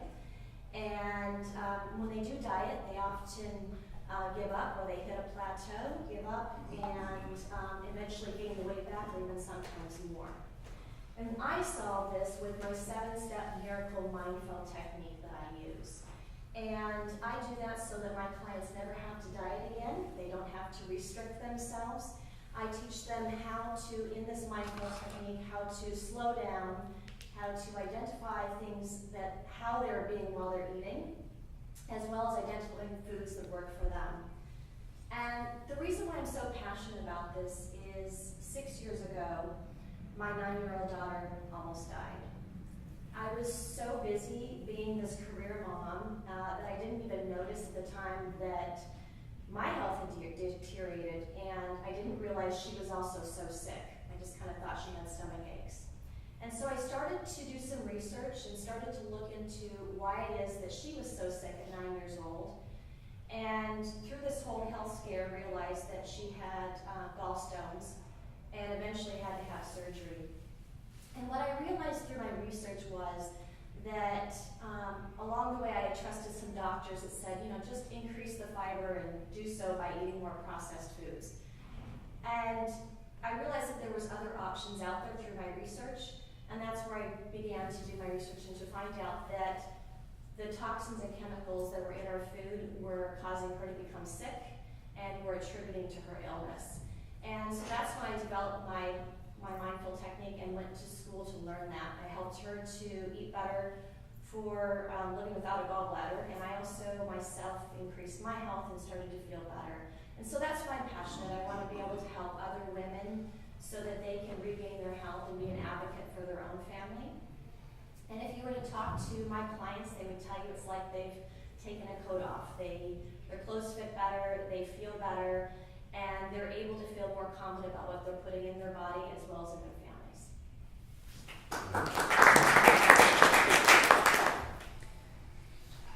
You have the approach, I won't even say the secret, you have the approach to healthy living. I won't say healthy eating, healthy exercising. You have studied and learned and can present the study of healthy living. And healthy living includes normal maintenance too. So the thing that got a little bit confusing was you came on as to how to lose weight, but then you really start talking about healthy living. I don't know if you should commingle the two. You can add one on as an adjunct saying, for those who have this condition too, I support that. But I think what you really spoke heavily about is healthy living. Or was it more so how to lose weight and maintain it off? What is it that you specialize in? More the healthy living? I think it's through the healthy living that the other happens. The other happens. Okay. And I'd like to hear what makes your methodology different than anything else that I hear. Because there's so many out there that are preaching the same thing. I would like to see you come up with some phrase and some paraphrase that really grabs me and says, this is different. I really have to find out what it is that you have behind you. Right. I want to lose 5 pounds. I mean, I was always athletic and everything, and I slowed down a little bit. How do I lose 5 pounds? Is there a magic book that I should read? Or what do I do? Do I start in one of your plans? Or is my 5 pounds harder to lose than if I had to lose 50 pounds? I need more. Okay. And you have to give me something that wants me to look for more. I acknowledge what you're saying, I believe what you're saying, there's a lot to it. I accept the fact that you're very successful at it because you've done a lot of study, you've done a lot of the methodology, and it's working, but I'm not educated. So you wanna know the how? I wanna know a little bit more about, is it a lifestyle that you're gonna teach me? That'd be great. You never even mentioned exercise. Does exercise even become part of this? Right. Is that part of my metabolism? Do I learn a whole new way to metabolize my food? You know, do I watch when I eat? In other words, I need something that, because you're in a very, very tough market, I need something that grabs me Okay, and says, I gotta call you up right away. okay. Stacy, I think, we still gotta shorten that story about your audit. Yeah, I got lost. Stand back a couple of Yeah. seconds. And I think to what, Ron was saying, maybe you need to focus on how to create a picture in their mind. I think that's kind of what, if I would translate what Ron just said there, was like, so since he's not really sure, is this an exercise, is it a weight loss, is it a diet, is it cooking your own food? We need to paint some sort of a picture there, maybe with something as simple as, you know, my 7-step miracle mindset method, it only requires 15 minutes a day, or, you know, something like that. Right. And then all of a sudden now I've got an image, okay, Okay. here's what I've got, am I willing to invest 15 minutes a day, or 7 minutes a day, or whatever that would be? Maybe that's something we should think about. Okay, yeah, I agree, thank you. I'll give you one perfect example. Sure. Weight Watcher was always counting points. Oprah just took it over, and now in the Weight Watcher ads, it's eat whatever you want, Right, anything, so on and so forth. And I'm saying, oh, don't count points anymore. Wow, what's the magic formula? I've got to go find out. right, What makes Weight Watchers so different today than it was years ago? right, It has stimulated the question in my mind, I want to check this out. right. Who's Okay. next? Yeah, good, yeah, Good. thank you. You guys are standing up for this. Hi, my name is Lyra. I'm the principal of Lavco Group. We're an import and distribution company for European decorative lighting. We specialize on working with architects and interior designers on providing them the decorative lighting solutions for their luxury spaces. But we also work with the manufacturers by consulting them on how to prepare their product that is going to be suitable for the United States. Over the last 2 years, we've done a lot of projects, and some of them with headquarters of Microsoft and AT&T. We also did some project with the remodeling of Hilton hotels. The problem that we see with the designers, they go online and they look through multiple catalogs and they find something that they really like, and then they find out that that product is not available in the United States. So we solved that problem by consulting with our manufacturers, making sure that the product that we do bring in the United States is absolutely rated for US market and also has all the certifications, and we provide a very curated selection to our designers so they can choose from something that is available. I got into the business because of my dad. He's always been in the private business back in Russia, and I just could see the difference that he was making on the life of his employees, but also the satisfaction that he was getting from actually creating and making something. And I always wanted to build a business that will bring something beautiful into everyday life.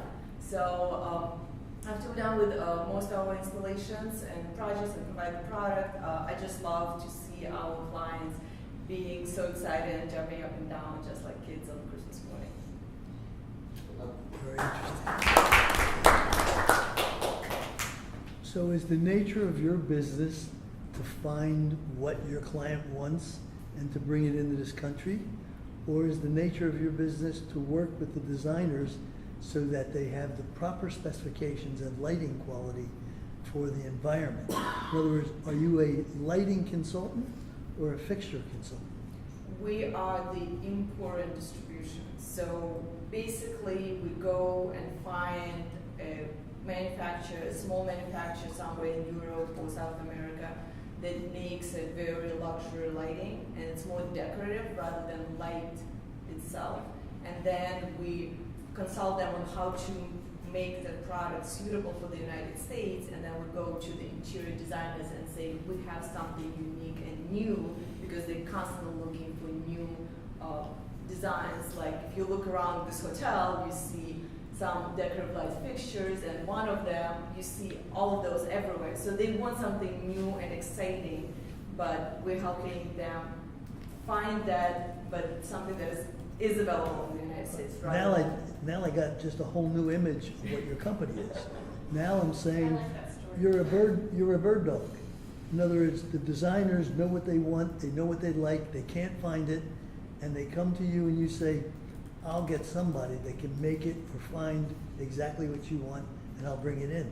So you're bird dogging what they need. You're not consulting for the designers? No, we're not consulting. So you're not We're just consulting. providing the product. So you're providing products, you're finding and searching out what a designer wants because it doesn't seem to exist here or it doesn't exist in a proper way. Yeah, they usually send me an email with a picture that they took from Pinterest and say, do you have something like this Okay. that is available in the United States, and all, because we have all electrical codes that are very different from Europe or South America. So we need to make sure that the product fits that. So when it comes to the side and the electrician pulls it out and say, yes, I can install it, and right off. That's a very highly specialized business. It's very niche. My concern is where is the growth and where is it going? That's my concern too. Okay, and that's what I picked up. So I'm saying you need some innovation as to what follows. In other words, what else can you do?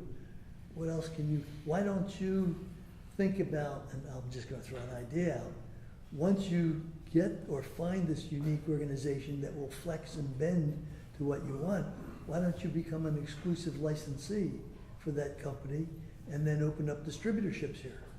Well, that's pretty much what we do for our small manufacturers, is we have exclusive rights on selling their product in the United States. We create the distribution channels for them, and we consult them on how to make the product suitable, and then we create a distribution channel for them. So your growth is to become the licensee from the licensor with a sub-license capability. Well, my idea is to take a small company that's just testing waters and use me as their distribution channel.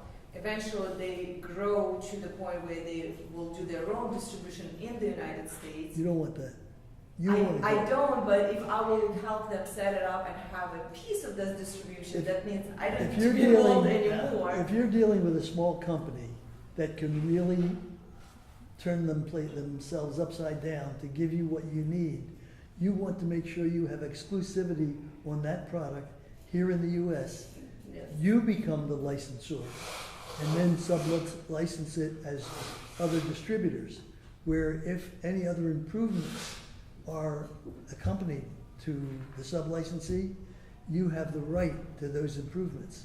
So now your product is going to grow in new enhancements, and you're going to be a distributor. You're going to be the chief distributor of the license. Let me see if you understand that. To lock up the little company and say that you have the license to distribute that product here in the US. Yes. Now you take that, and that company has capability of being flexible. Now you take that product and offer it as the licensor in the US and set up other sub people that can become licensees. If they now, you're putting them in business, the business that you're in now, if they now improve the product and enhance the product, you as the licensor in the US have the right to those improvements, and now you're even going to grow bigger. You need something in the way of doing the business that you're doing with the talent that you have as far as recognizing the need for the designers, but you need some form of growth. You need something that is going to grow from out from under you instead of just being a bird dog.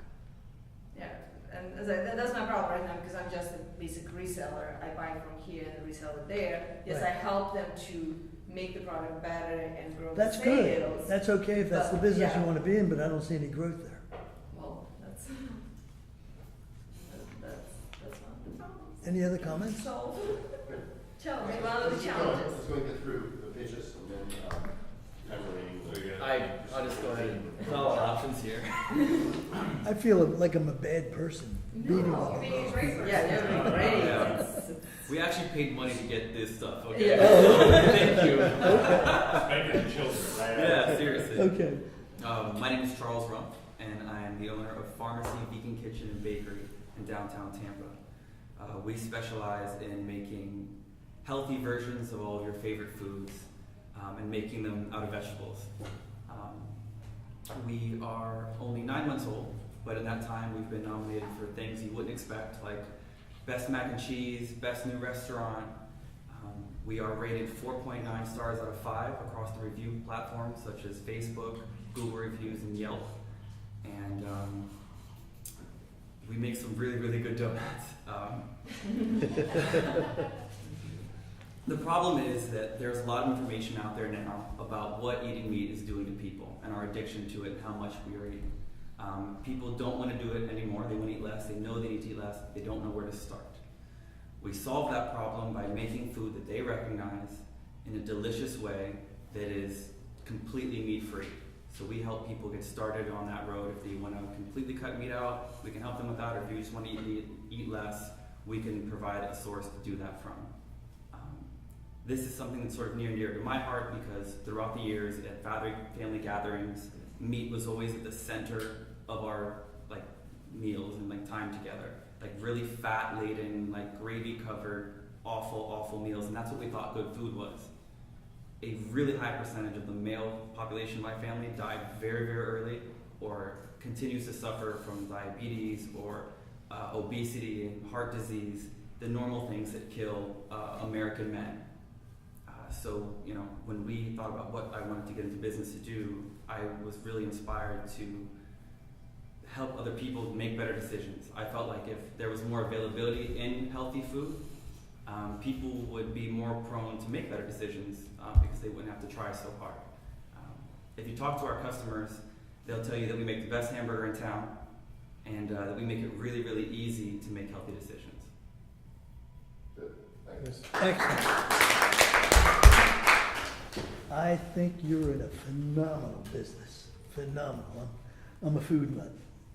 Only because I've got a job to do and I want to stay healthy. You confused me a little bit when you started bringing in meat. In other words, but then you told me you just make the best hamburgers in town. So what makes your hamburger better than if you're telling me you don't, I'm going to exclude meat? In other words, there's a lot of people who are looking for gluten-free meat, food. There's lots of food. First of all, I don't want to eat anything that has more than 4 grams of sugar in it. Sugar kills. Sugar is poison. The more sugar we eat, the closer you're getting to dementia, okay? And that's the kind of thing. You want to talk about reminding people why they want to eat healthy food. But clear me up a little bit about Our burgers are veggie burgers. Veggie burgers, okay. But they're Or so turkey convincing. burgers. Yeah. Okay, your veggie burgers are without even putting on all the goodies that normal people put on burgers. You can eat one of your veggie burgers plain, and it's non-adulterated. I mean, it's That's how Topher has it. okay. But that's what I want to hear, all right? Because everybody's fighting the same thing, and you've got it. Same thing with turkey and chicken. Do you have chicken burgers and turkey burgers? Everything's made out of plants. Okay, so everything is plant.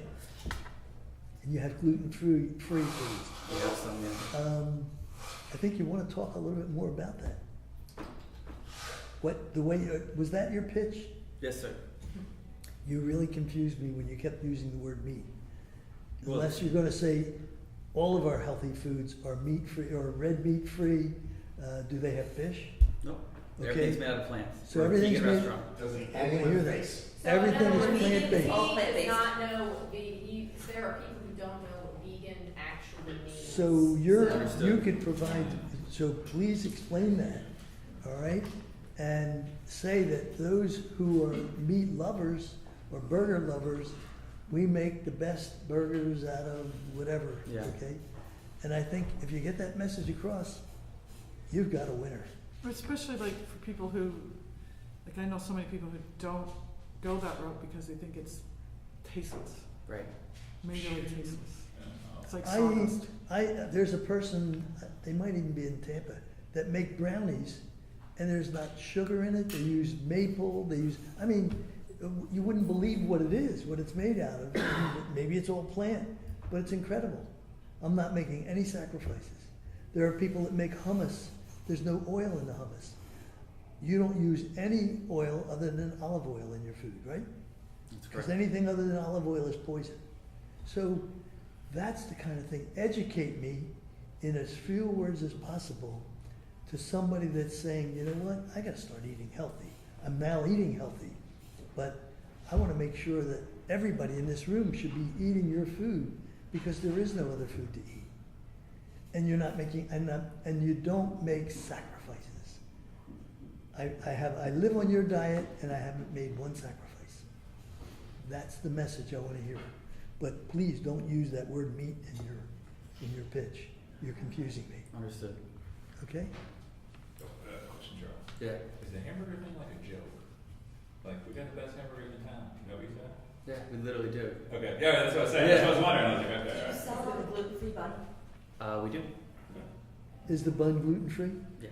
Yeah. Well, we have a gluten-free bun. Okay. We actually, right now we're using a bagel. It's fantastic. Okay. Where do you source your, I'm just out of curiosity, where do you source your gluten-free? Do you make it at house or do you source it out? No, we source it. Yeah. I'm a fan of gluten, so you do have gluten. I do have tons. I have tons of gluten. Don't worry. It is. It makes bread taste amazing. It does. It does. Like, I don't care. You should be. I know. Everybody's gotta have a vice. I think you have to restructure your pitch a little bit, but what you're doing is phenomenal. Phenomenal. Do you have menus? You put out menus? We have like a board. It's Okay. because it's counter service. Okay. So, in other words, you're not producing, manufacturing the food? and We are. then ship- Okay. Yeah, it's a You like, walk up to a counter, you look at the board. Yeah, it's like a deli counter almost. Okay, so you have brick and mortar as well as providing catering service Yeah, for absolutely. Okay, I want to hear all that. Understood. Okay, you got a lot of good things to tell. Want to hear Charles, it. here's an idea, and I don't know that this is a good one. Okay. Right. Knowing that you never really know whether someone understands the term vegan or not, or if they heard it or they just didn't hear it, and we have these confusing terms like milkshakes and hamburgers. Yeah, yeah. Stuff like that, right? What if you took all that confusion out to where when they were listening, they thought you were talking about meats and milks and cheeses Right. and everything else, and then you just at the very end say something to the effect of, And we do with all you know, of that. and what may surprise you is that all of those delicious things that I've just said are made without any meat or any milk, all plant-based. And then maybe there wouldn't have to be that battle, but like, you kind of lead them down that path and they go, God, these donuts sound amazing, this hamburger sounds Yeah. amazing, right? This mac and cheese sounds pretty damn delicious. And they That's go, wait, what? Good There's idea. no milk in the mac and cheese, there's no cheese in the mac and cheese, right? I don't know if that's a good idea or not, but I wanna throw that out and see. No, I like it. I Because really what you want is you want to promote the fact it's just damn good food. Right. Because you got me at the best mac and cheese in all your words. Yeah. And then if you just continue, like you said, Well- and then what my clients say is Yeah. And I think the You Canadian health. can even say something like this, Charles, you can say, you know, my name's Charles, I'm the founder of Pharmacy, Kitchen and Bakery, which is the offer. Yeah. Kitchen and Bakery, right? We specialize in creating the most delicious donuts, brownies, buns, hamburgers, comfort foods that make you feel so good when they're in your tongue. No sugar Right, added. you know, and then you say, for credibility, you go, we've been nominated best restaurant, we were a finalist for best mac and cheese in Tampa Bay. We have a hamburger that people line up out the door for, and if they haven't ordered it by 2 p.m., they're out. We're known for having empty shelves by the end of the day, so people rush from work just to get to our deli. And you said all of that, and you didn't even mention anything about it, then you could, right then and there say, and what may surprise you the most is we do all of that without any milk or cheese or meat. We are a 100% plant-based restaurant, and you would never know without me telling you. Yeah. The reason, and here's the problem most people have when they're selecting foods is that, and then you can kind of go into it, because if you save the plant-based till the very, very end, your why doesn't make sense. Of course not. Yeah. Yeah. But I think you can maybe do that, that might clarify. And I think what it comes down to is having a pitch for the audience. Yeah. My general pitch, which is kind of what I just delivered, Yeah. and this is maybe where I could have done better and have a more specific targeted pitch, is that, there is a wave of people, a zeitgeist, if you will, of people interested in eating this way. It is Google's biggest trend of 2018, Yeah. is veganism. It is a mega trend. And so for me, when you talk about my target customer, I want that customer who's in the discovery phase, who's saying, Right. all right, I've heard about veganism. I don't know what the hell it is, but I want to go there. Absolutely. And right now I get a disproportionate amount of those customers. I own that in Tampa Bay, equivocally. Yeah. And I would like to continue. So obviously my pitch is based on that, my book is based on that, but I think it is helpful to have a general pitch, depending on my audience, that might be more clear. I think also in supporting what Topher said, make sure you include no sugar. And any of the sweeteners are not chemical-based, they're natural plant-based. And I think there are some natural plant sweeteners, right? Definitely. Oh yeah, we use coconut sugar and Okay, right. organic cane and these sort of Right. things, so definitely. Yeah, if you get that story out there, And look Yeah. up in Canada, I think they did the science department, to keep cheese fresh in the fridge, there's a carcinogen inserted into the cheese. So every time you have cheese that's not organic, you're putting a carcinogen into your body. Like a crab. Yeah. Any cheese. Oh, by the way, Charles, I gave your book to a reporter from DPJ who wants to know me as well. Forgot to ask you. Oh, well, thanks. very good. Oh, you finished your book already? Well, no, it's what I've got of it so far. She's talking.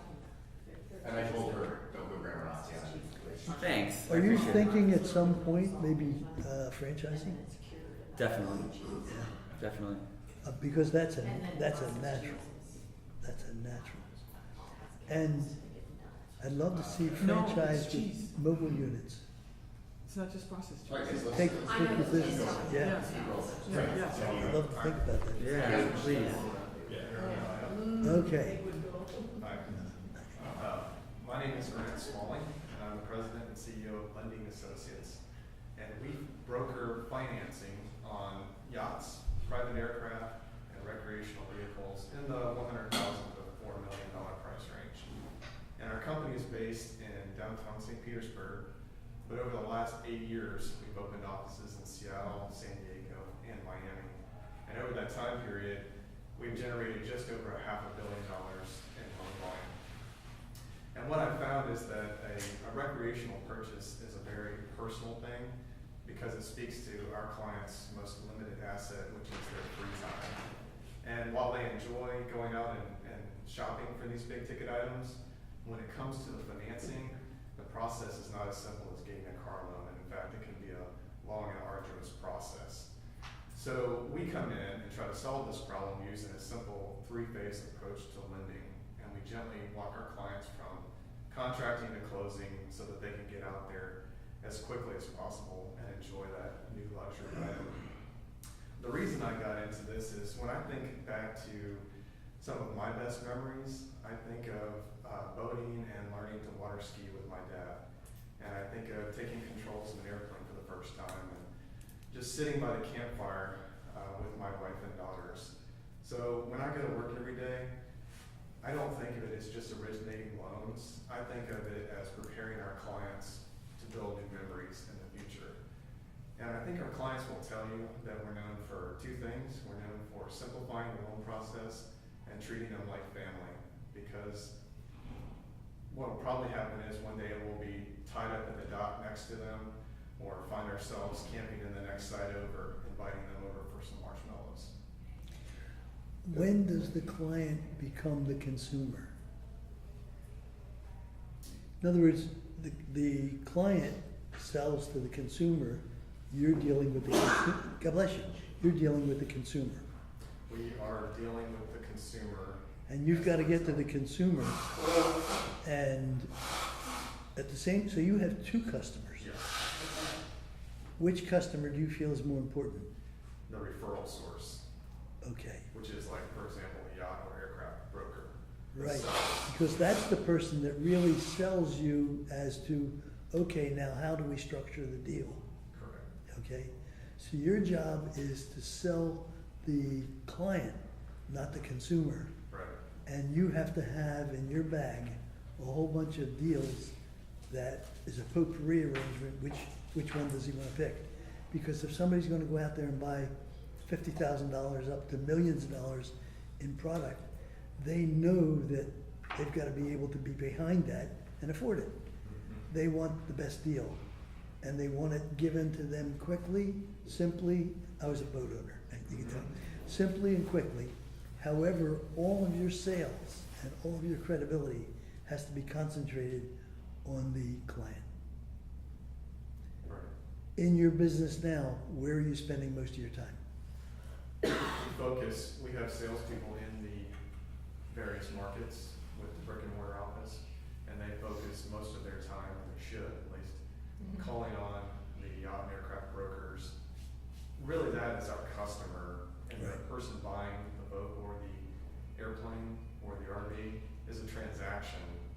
Yeah, that could be a until they corporation become- too. Until they close, and then we treat them like a client, a customer or client after the fact, like a repeat user.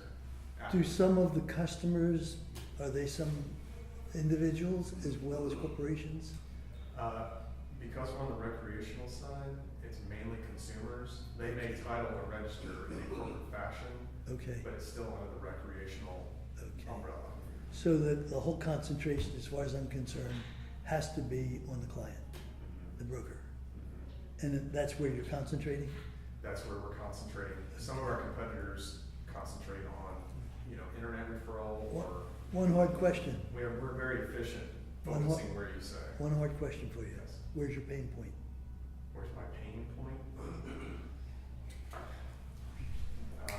What do you mean? Why are you here? Why am I here? In KPI. Oh, here? Yeah, what was Right. not It wasn't an existential question. Right. I don't know. I don't know what my pain point is. Yes. Are you looking for an insurance policy, psychological insurance policy? That you're doing the right thing? No, he's selling time, he's selling fun, it's not insurance at all. He's No, asking- Pay attention, What's your? Topher, pay attention. But, Yeah. No, the point I'm making is, do you want reassurance that you fully understand who your client is? right. And are you selling to them the best way you can? How much schmoozing do you do with them? Not enough. That gets You know, expensive. Yeah, it does get expensive. I mean, we've sort of dropped advertising and print and all of that and really spent more money taking them out to dinners and doing things like that. Boat shows are just because we have to be there. Yeah. It's really doesn't pencil out. Yeah, the boat shows economically. you have to be there, right? For Boats, brand name yeah, recognition. right. In other words, you're part of the whole system as to acquiring. Right, and we want to support the industry in that too. Is the brokerage cost pretty standard? The percentage? As far as Their fee? the broker, yes, I mean, they typically make 10%. Who pays that fee? The seller, You don't participate in that at all? we don't. And that would be looked upon as negativity? Probably, yeah, they typically want to try to get a cut of our income as Right. well.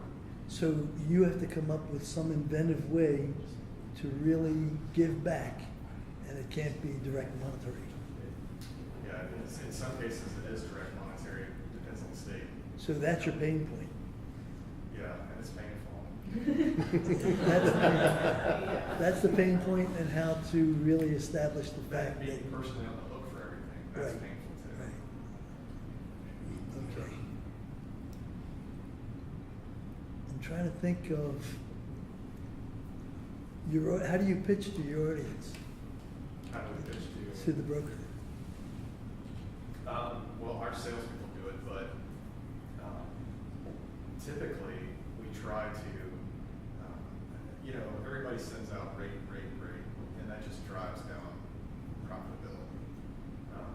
We're extremely efficient at what we do because we work with a smaller number of clients.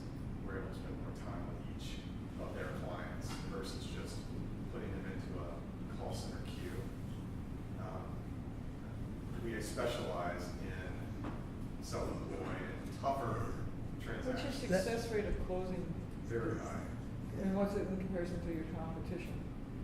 It's very high because we really don't source our leads So, from so wouldn't, from so wouldn't, internet wouldn't a search. broker feel more comfortable coming to you because you can close faster at a higher rate and they get their money? Yeah, we're very focused on a very few number of deals. Have you ever thought about possibly being a broker as well as the financer? No, Why not? That's a possibility. could be. You really have to establish maybe a real good way of establishing the credibility of the brokers so that they're not just brokers. They're really people that can bring you a deal that could be closed. Would it be ethical to wear both hats? We've had people try to dabble in different areas, and it's not been greatly successful. I believe there's some perceptions of conflicts of interest. If I'm brokering boats here, but I'm also doing the finance for this broker here, do they think I'm trying to steal their lead and now list their boat under my company, my brokerage company, to sell the boat, take it away from them? It's risky for you. Yeah, you would We had lose, you would lose we had brokers. a title agent that tried to do financing as well, as a competitor, and the brokers that used us for financing didn't want to give that agent the title work because they were associated with a different finance company. So it's a little, there probably is no cross pollination, but it just feels weird. It's a little gray. A little gray. Yeah, we've got some companies that are owned by boat dealerships and finance companies that are owned by boat dealerships, and they have a hard time getting deals because of the close relationship with the parent company. Have you ever approached a parent company and become exclusive for a specific area or a specific product that you know is heavily used? Yes, but the size of that parent company has to be enormous in order to make market and be exclusive under that and not have to rely on other brand or other referral sources. You We know, have one competitor. but I think you would be a very attractive company, being in the finance business, to go to a very large manufacturer like Silverton or someone like that, and become a specific type of broker or distributor for one of their products. So you're not stepping on the feet of others, so you can still deal with other manufacturers and other companies and other brokers, but you would have an exclusivity in one area, and maybe in one graphic or a geographic area likewise. But it gives you the ability to grow, especially if you're that strong in the finance. That would be it. I don't know if anybody has ever tried that before, but it would be something that you can take to the manufacturer that maybe most others can't. Yeah, we've had a lot of competitors emerge out of boat dealerships that have not really been successful. And really that just comes out of they just want all of the pie, not just the internal auto dealer F&I type of an income stream. They want to get it all, which I understand, that's fine. It's just that they're a boat dealer first, finance company second versus. And I'm thinking of going the other way. But how do you see your growth? Where do you see the growth? Really additional markets and expanding. We do the majority of our business right now in boat, and the aircraft business is pretty wide open. RV business is a little bit different because it's feels like an auto dealership. They have a lot more captive audience there. You drive on, you close the deal, you switch dealers, and you drive off. The cycle is really fast. And So- what have you determined, or why have you determined to stay in the leisure world? It seems, and this may not be the truth, but that crossing into the commercial space, the commercial banker that's already in that corporation tends to arrange the financing. For example, on corporate jets, typically the corporate bank does the financing on the corporate jet internally. Doesn't have to be the case, but in order to get to that point, it's a little more difficult because they have that existing. Yeah, yeah. Did you say you were in the RV business? Yes. To do that? Yacht, aircraft, and RV. Have you ever considered maybe expanding that a little bit further into the tractor business where, Equipment finance. they're taking the tractor and expanding it to a, what do they call that? The van, the enhanced, the sleeper.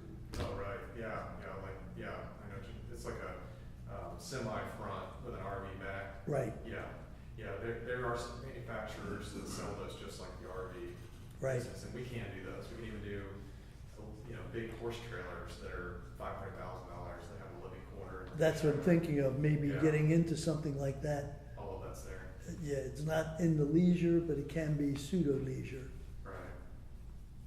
It would give you a little bit more of an area where you can grow. Mm-hmm. Yeah. All right, cool. Okay.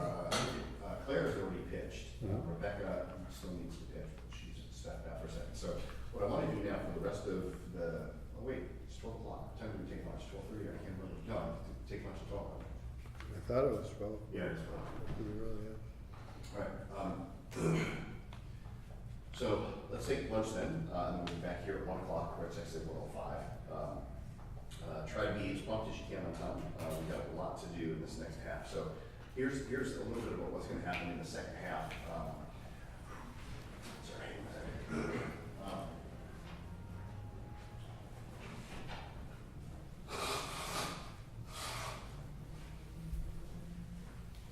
If you look at the overall scheme of everybody's business, regardless of what you sell, B2B or B2C, ultimately what you want to do is you want to get your customer to buy your product or services faster and for more money, right?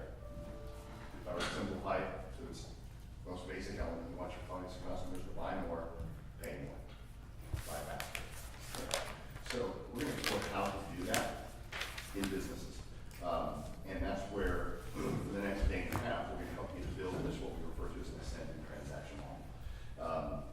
Would you please thank Ron for being here and sharing? Thank you so much. As we go into this next, are you sticking around for the day, or? It's up to you. I didn't expect you to stay for the day. Okay. By the way, just to let you know, he had eye surgery, 7 days ago? 6 days ago? Well, it was a double surgery because Yeah. they had to redo it. Yeah, I had to redo it, so I'm just grateful that he was able to make it up and Thank be able to drive. I don't think it was a week ago.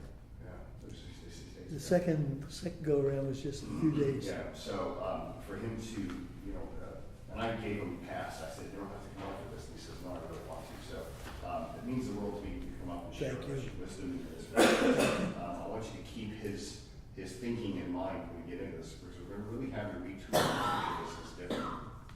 I've got some really cool ideas with you, Charles, that I want to share that will hopefully bring in a tremendous amount of revenue for you that maybe you haven't thought of yet.